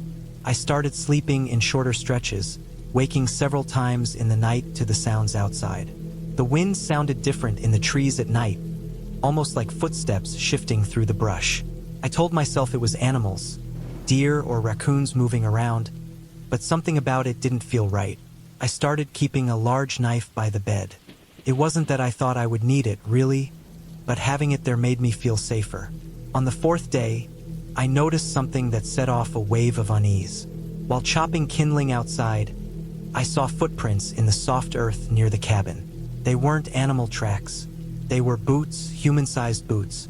The footprints circled the cabin, but they weren't continuous, like whoever had walked in a straight line. They meandered around the sides, and some stopped abruptly as if the person had just turned and left. I stared at them, my heart hammering. I hadn't seen anyone, not on the roads, not at the stream. There was no one else here. The tracks didn't make sense. I spent hours walking the perimeter, trying to find where they might have come from or gone. But there was nothing. No broken branches, no sign of passage deeper into the forest. It was as if someone had appeared and vanished. I checked all the doors and windows again. Nothing was missing. Everything seemed untouched except for the footprints outside. The next few days were tense. I stayed inside more, keeping the fire going, keeping the knife nearby, checking the doors constantly. Every sound outside made me flinch. The snap of a twig, the rustle of leaves, the distant caw of a bird. Once, in the early morning, I saw movement between the trees, just at the edge of the clearing. Something large and dark moving quickly, avoiding the light. I didn't see it clearly. I didn't get a good look. I just froze, and after a moment, it was gone. I realized that the feeling of being watched was not imaginary. Something or someone had been moving around the cabin, watching, studying. It could have been a hiker, a hunter, someone just passing through. But there was no path nearby, no sign of a road or trail that connected here. Whoever it was, they knew about the cabin. They knew I was here. By the sixth day, I started thinking about leaving. I had enough supplies for another week, but my nerves were raw. The constant tension was exhausting. I wanted to pack up and drive away, but there was a problem. The dirt road I had come in on had partially washed out from recent rains. My car had been fine driving in, but I wasn't sure it would make it back out without getting stuck. I checked the tires, measured the depth of the mud in some spots, and realized that leaving at night would be dangerous. I would have to wait until morning when I could see the road clearly. That night, the sounds outside were worse than ever. It rained lightly, and the drops on the roof sounded like hail. But beneath the rain, I could hear soft footsteps on the ground around the cabin. Someone pacing. I stayed in bed, knife in hand, listening. The footsteps would stop, then start again. Once, I swore I could hear breathing. My mind ran through every possible explanation. A hiker, a lost camper, someone hiding in the woods. But logically, none of it made sense. The closest road was miles away, and there were no signs of a trail.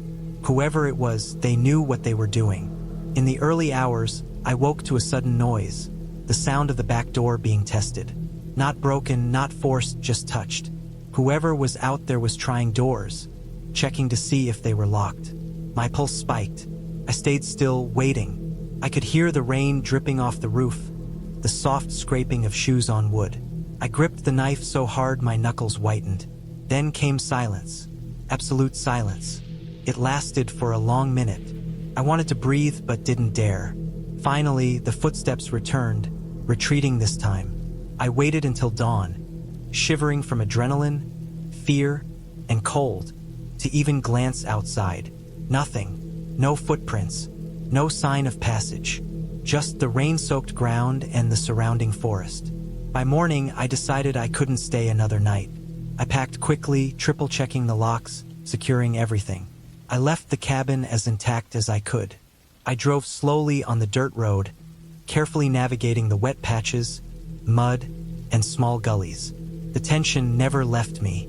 Every shadow along the road, every movement in the trees made me flinch.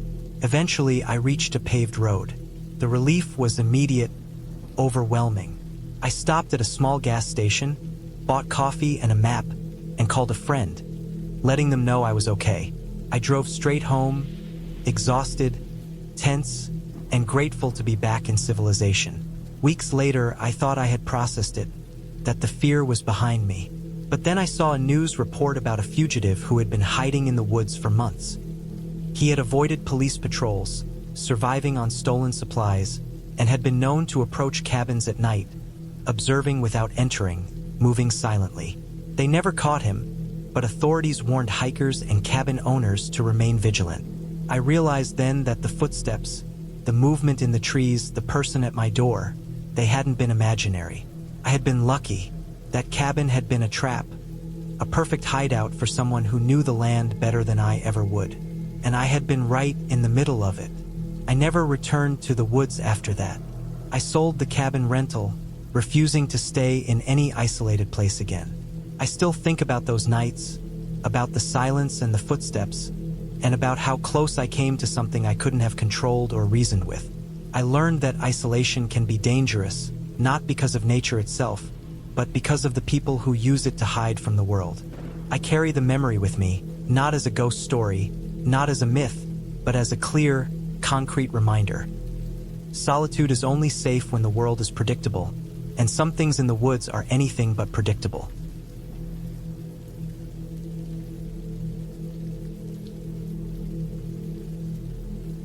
I had been looking forward to this trip for months.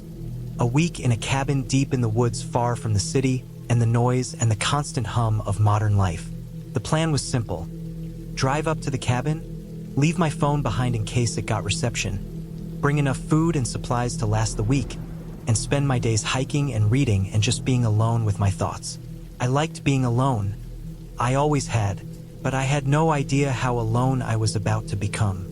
The drive up to the cabin was longer than I expected. The last stretch was on a gravel road that wound through dense pine forests, the trees so tall and thick that the sun barely reached the ground.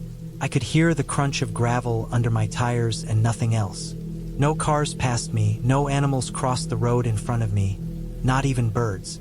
It was silent in a way that felt unnatural, though I told myself it was just the wilderness. When I finally arrived, the cabin was smaller than I had imagined, but perfect. It was an old log structure, 2 stories, with a stone chimney and a small porch with a rickety wooden railing. The windows were dusty but intact, the wood darkened by age. There was a stack of firewood against one wall, a few supplies left by the previous renters, and the faint smell of wood smoke lingering in the air. The isolation hit me immediately. I was a long way from anyone, and I loved it.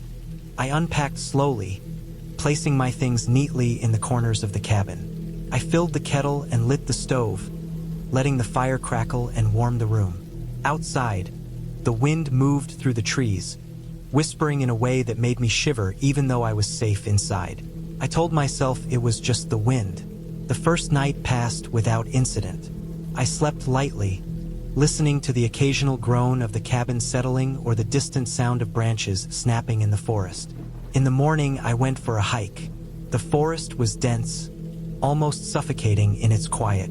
The trail I followed was narrow and uneven, roots and rocks jutting up in places that forced me to watch my step.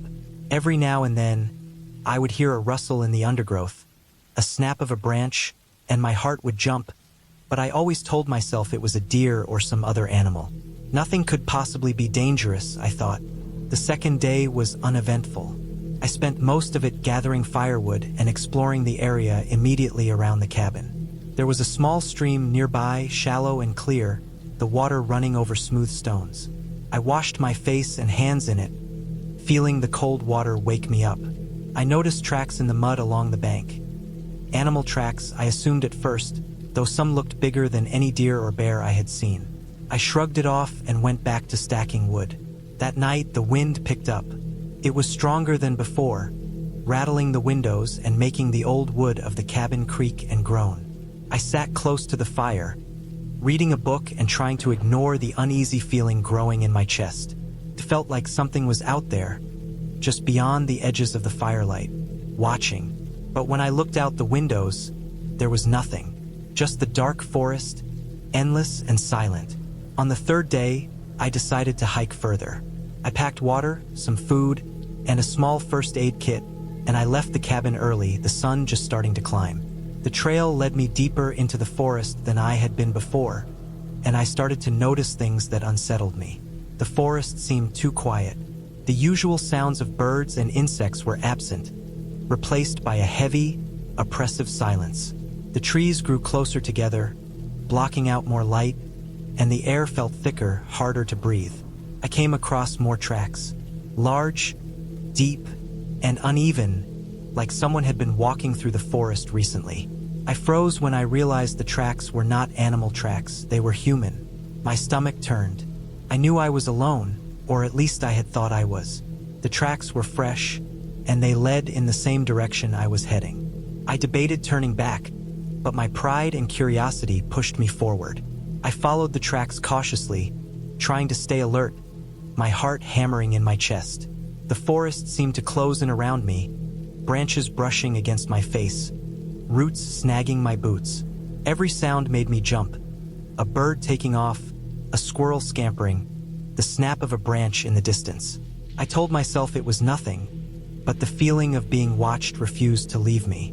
By the time I turned back, the sky was beginning to darken. I picked up my pace, trying to retrace my steps, but soon realized I had lost the trail.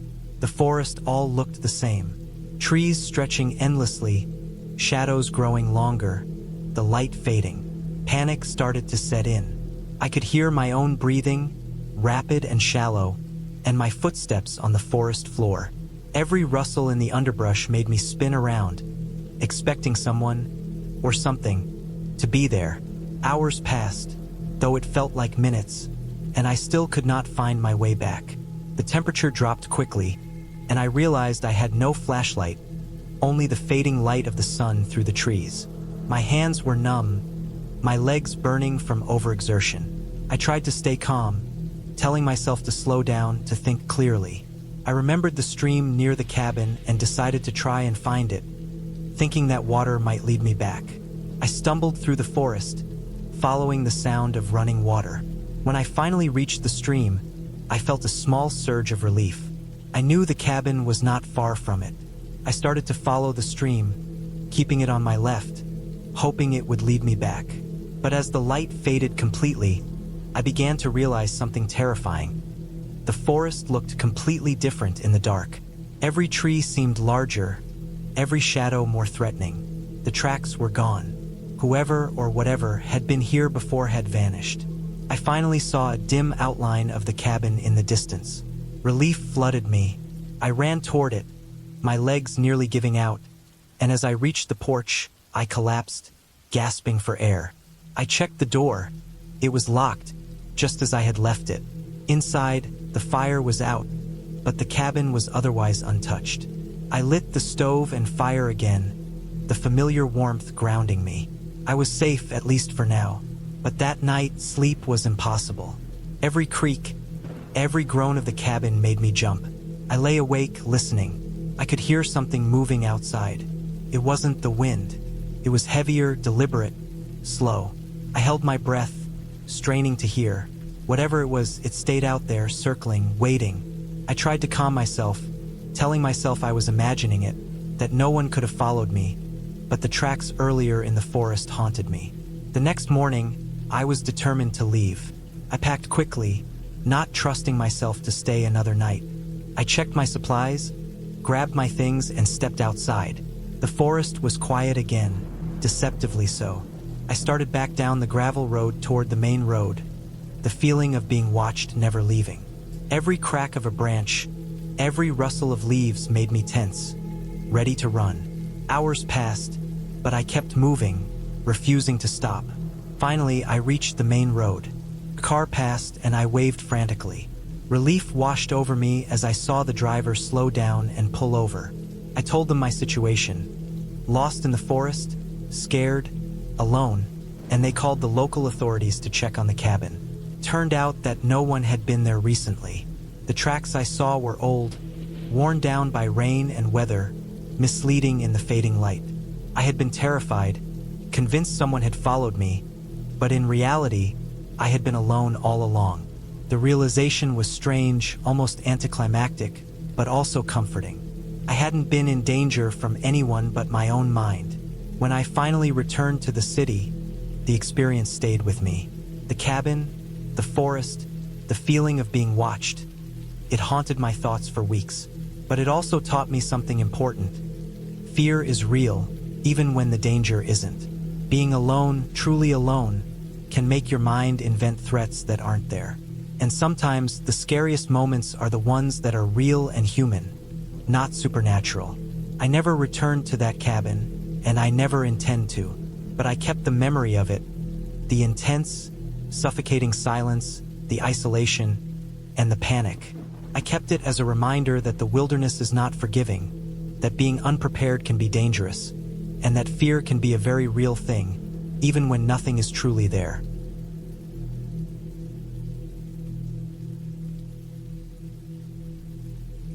I had been planning the cabin trip for months. It was a small, remote cabin deep in the woods, a place I found through an old online listing. The pictures showed a sturdy wooden structure surrounded by thick pine trees, with a small lake a short walk away. The cabin looked perfect for getting away from everything. The city, the noise, and the endless responsibilities that seemed to pile up no matter how hard I worked. I wanted complete isolation, and this place promised it. I drove for hours through winding roads that became smaller and more uneven as I approached the forest. Eventually, I turned onto a dirt path that looked barely wide enough for a single car. The trees pressed in close on either side, their branches brushing against the roof as I drove. The sun was starting to dip low when I finally reached a clearing where the cabin sat. It was smaller than I imagined, maybe 2 bedrooms and a tiny kitchen, but solid. The wood had weathered over the years, gray in some spots, but the structure was sturdy. The roof looked old but intact, and the windows were dusty but unbroken. I parked my car, grabbed my backpack, and took a deep breath of the crisp forest air. The first night, I focused on settling in. I unpacked my supplies: food, water, camping stove, blankets, and the small first aid kit I insisted on bringing even though I thought I'd never need it. The cabin had a small fireplace, which I managed to get going with dry wood stacked neatly in a corner. I spent the evening checking every lock on the doors and windows, something that seemed unnecessary at first but gradually started to feel comforting. I knew I was deep in the woods. Help was far away. That thought alone made me more careful than usual. The first night was quiet, almost eerily so. I slept with one eye open, partly out of habit, partly because the isolation had a strange effect on my mind. I could hear every creak of the wooden floorboards, every rustle of leaves outside, and the distant sound of a river. Around 3 in the morning, I woke to a soft thump from outside the cabin. My heart rate jumped, but I convinced myself it was just a falling branch. I stayed awake for a while, listening, and eventually, the sound stopped. The next day, I explored the surrounding area. There was a small trail that led down to the lake. The water was dark, almost black under the shade of tall trees. I noticed that the forest was thick, much thicker than I expected, and there were no other cabins or signs of people nearby. I spent most of the day gathering firewood and setting up small markers along the trail in case I needed to find my way back quickly. The isolation felt peaceful at first, but by the second night, it started to feel different. On that night, the sounds outside became more noticeable. The wind seemed louder, carrying odd, indistinct noises that I couldn't identify. The cabin itself creaked and groaned under the pressure of the tall pines around it. Around midnight, I thought I heard footsteps approaching the cabin. My stomach tightened, and I froze. I had no gun, no weapon besides a small hatchet in the corner, and I was alone. The footsteps stopped abruptly, and I waited, holding my breath, for what felt like hours. Eventually, I convinced myself it was an animal, maybe a deer or a raccoon. But something about the sound didn't feel right. It was deliberate, heavy, not like any animal I'd ever heard. The following morning, I decided to explore farther into the woods. I thought staying near the cabin might make me feel trapped, and I wanted to understand the area better. I followed a trail that curved around a small ridge. The underbrush was thick, and every step made a snapping noise that seemed amplified in the quiet forest. After about an hour of walking, I came across a small clearing with an old, abandoned hunting stand. The wood was rotting, and the ladder leaned at an odd angle. It wasn't dangerous exactly, but it looked like it hadn't been used in decades. I looked around, noting how overgrown everything was. There were no footprints, no signs that anyone had been here recently. That gave me a sense of relief at first. But when I turned to head back, I realized I had lost the trail. The markers I had placed were nowhere in sight. Every tree looked the same, every shadow the same, and I started walking in what I thought was the right direction. I had my phone with me, but the signal was non-existent. Panic began to creep in as I realized I might be completely lost. The sun was beginning to dip low, and I knew that night in the forest without proper preparation could be dangerous. I tried to stay calm, focusing on breathing slowly and retracing my steps, but the forest seemed to shift around me. Every few minutes, I would think I recognized a tree or a rock, only to realize it was an illusion. By the time I found my way back to the cabin, it was nearly dark. I had scratches on my arms and legs from branches and bushes, and I was exhausted. I immediately lit the fireplace, ate a simple meal, and forced myself to rest. That night, the noises outside seemed louder than ever. I thought I heard someone walking along the cabin's perimeter, stopping and starting. I checked every door and window again. Everything was locked and secure, but my imagination made it hard to believe. I couldn't convince myself that I was completely alone, even though logic told me there was no one else around. The next day, I decided to stay inside. I rationed my food carefully, cleaned the cabin, and tried to relax, but the feeling of being watched persisted. I checked the perimeter of the cabin repeatedly. That's when I noticed something unusual. Footprints around the back of the cabin, partially covered by fallen leaves. They were large, heavy, and recent. My heart pounded as I realized that someone had been here while I slept. I stayed inside for hours, watching, waiting, and trying to listen. The sun eventually began to set, and I had to make a decision. I couldn't stay outside, but the idea of spending another night alone, knowing someone had been this close, made me nervous in a way I had never experienced before. That night, I prepared for the worst. I collected firewood, stacked chairs against the doors, and kept the hatchet within reach. I sat in a corner of the cabin, listening to every sound, every snap of a branch, every shift of the wind. Around midnight, I heard the footsteps again, heavier this time, closer to the front door.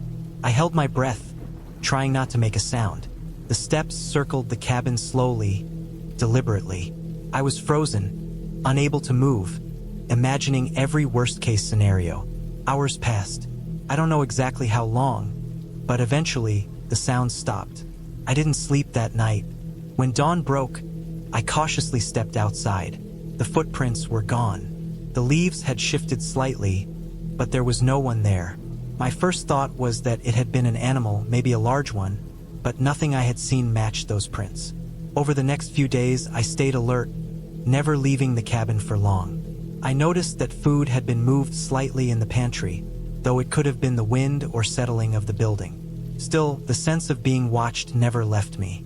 I started keeping a journal, documenting everything, trying to convince myself that I wasn't losing my mind. The days blurred together in a mix of preparation, observation, and careful planning. I could feel my anxiety growing, but I refused to leave until I had fully appreciated the isolation I had sought. Then, on the fifth day, I heard the sound of a vehicle far down the dirt road. My heart leaped. I ran to the edge of the clearing and saw a truck approaching slowly. Relief flooded through me. I waved my arms, making as much noise as I could. The driver slowed, stopped, and then drove right past the cabin without noticing me. My relief turned to dread. Whoever was in that truck didn't seem concerned that someone was at the cabin. I stayed hidden for hours, watching until the truck disappeared down the road. I decided then that leaving was the safest option. I packed quickly but carefully, securing everything I had brought. I left through the back path I had discovered earlier, taking my hatchet with me just in case. The walk back to the main road was tense, every sound amplified. I didn't stop until I reached the paved road where I could finally see other cars. The moment I saw other people, other signs of civilization, I felt an overwhelming sense of relief. When I finally got home, I made a checklist of everything I had experienced. The isolation, the feeling of being watched, the footprints, the truck, and the nights spent awake in fear. It wasn't supernatural, it wasn't ghosts or legends. It was real life. People could be dangerous, nature could be unpredictable, and being alone in the woods meant being completely vulnerable. I realized that the experience had changed me. I had sought isolation for peace, but I had learned how easily that peace could turn into fear. I never went back to that cabin. I later found out that the property had been frequented by squatters, and that local authorities had reports of break-ins and abandoned campsites nearby. That explained the footprints, the truck, the sense of being watched. Everything I had felt wasn't imagined, it was real, and it had been close enough to be dangerous. I kept my journal as a reminder of how fragile safety can be, and how careful one must be when seeking solitude in the wilderness. Even months later, when I walked in the city, I couldn't help but remember the silence of those woods, the feeling of eyes on me when I was supposed to be alone. It stayed with me, a sharp lesson about caution, preparation, and the reality that fear in the wilderness isn't always in your head. It's often real, immediate, and entirely human.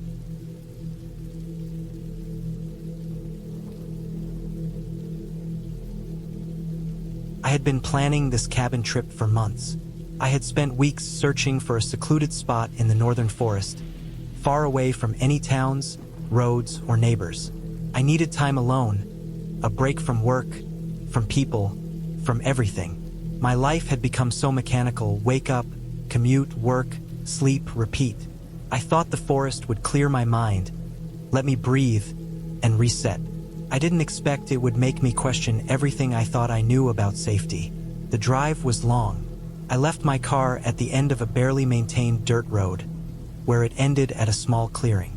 From there, I had to hike for about 3 miles to reach the cabin. The path was narrow, overgrown, and mostly unmarked.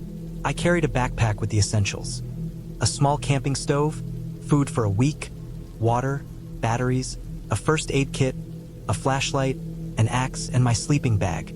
The forest around me was quiet, almost unnervingly so. Birds called occasionally, leaves rustled in the wind, and somewhere far off, water trickled.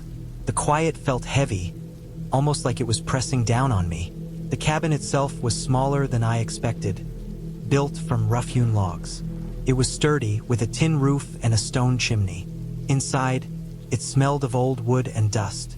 I noticed signs that someone had stayed here before. A few empty food cans, a worn blanket on the bed, and a stack of firewood in the corner. There was no electricity, and the water in the small sink was stagnant, but I was prepared. The place was perfect for what I wanted: isolation. The first day passed without incident. I explored the immediate surroundings, walked along a nearby stream, and gathered some firewood. The sun was bright, and the forest seemed almost friendly. I made myself a simple dinner of canned beans and rice on the stove. That night, as I lay on the thin mattress, I noticed how dark it was outside. Without streetlights, the forest felt like a void. I could hear every small sound: the wind moving branches, a distant animal, the creak of the cabin settling. I told myself it was nothing, just the forest, and tried to sleep. The second day, I went further into the woods. I followed a faint trail that led uphill and eventually came across a small pond. The water was dark and still, reflecting the trees around it. I washed my face and drank cautiously after filtering it through my portable water filter.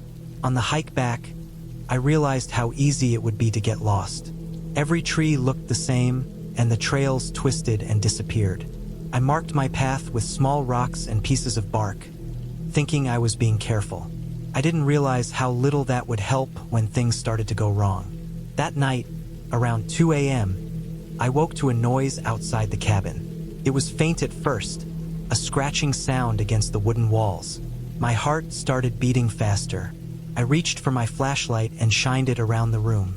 Nothing. I told myself it was an animal, probably a raccoon or a deer.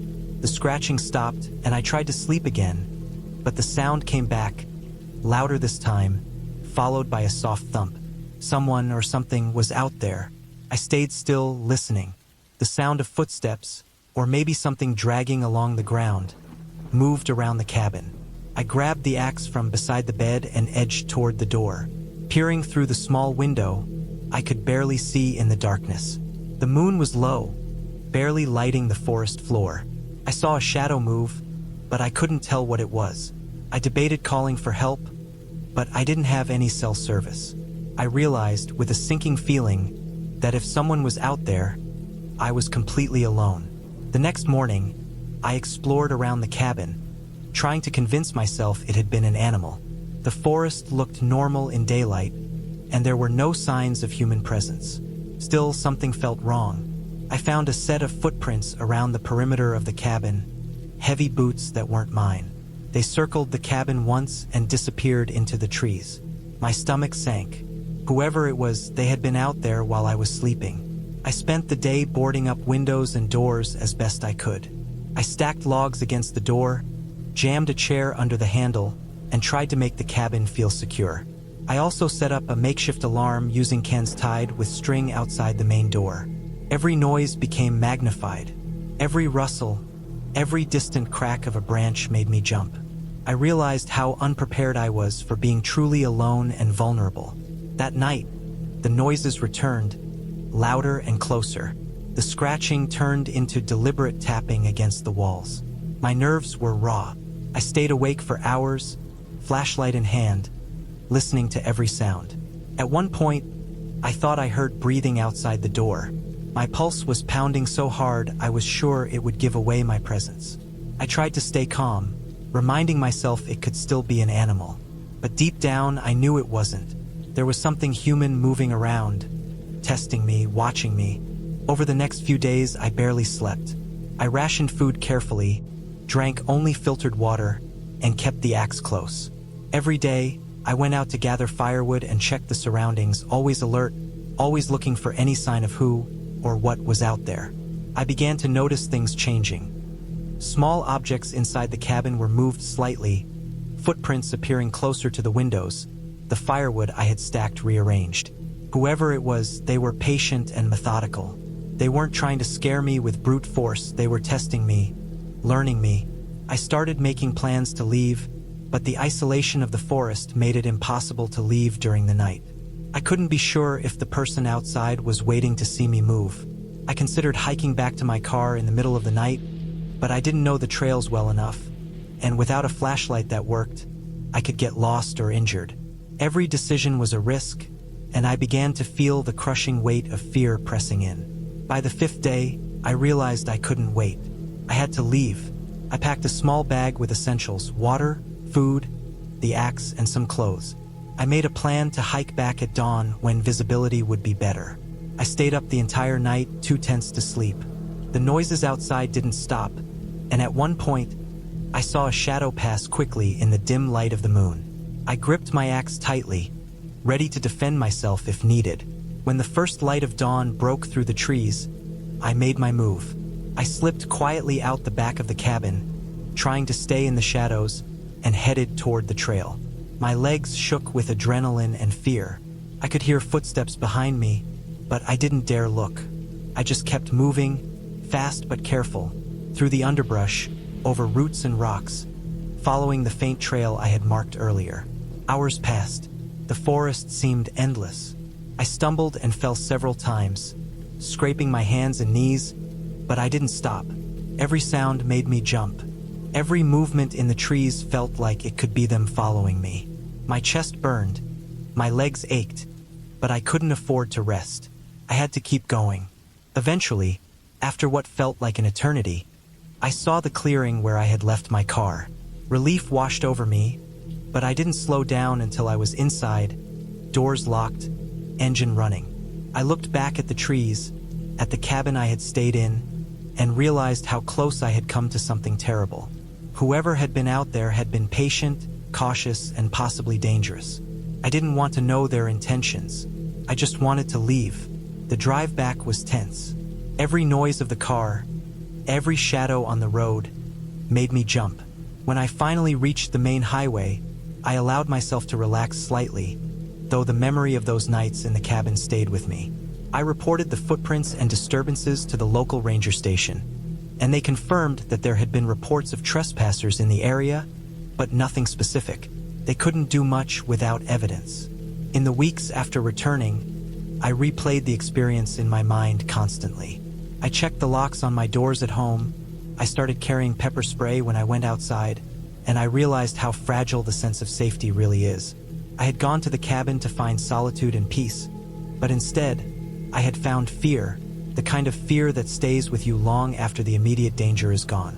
Over time, the panic faded, but the memory remained sharp. I still dream about the forest, about the footsteps around the cabin, about the shadow that moved just beyond the window. I never went back to that area. I learned a lot about myself in those days, about resilience, about the importance of preparation, and about how quickly things can go wrong when you're truly isolated. I also learned that fear can teach you clarity. I survived because I stayed aware, stayed calm, and kept moving, and that awareness saved me. Now, years later, I tell the story as a warning, not as a tale of adventure. The forest is beautiful, but it is indifferent. People who wander alone, unprepared, often overestimate their strength and underestimate the dangers. Nature itself is not hostile, but people can be. Isolation can be deadly, and sometimes the scariest things are not mythical. They are real, patient, and waiting. I carry that memory like a shadow, and I respect it every time I step into the wilderness. I never returned to the cabin. I sold it to someone else eventually, without telling them about the experience. They were excited about the solitude, the beauty, the chance to disconnect. I just hoped they would be careful, because that forest doesn't forget, and some things lurking in it are very real. Even now, when I close my eyes, I can still hear the scratching on the cabin walls, the subtle crunch of boots on dry leaves, the feeling of being watched. But I also remember the clarity that fear brought me, the focus, the determination. I survived, and that survival gave me a sense of strength I hadn't known I had. The cabin trip became a test, and I passed it, not by luck, but by awareness, preparation, and never letting fear paralyze me completely. That knowledge and the lessons I learned are mine to carry forever.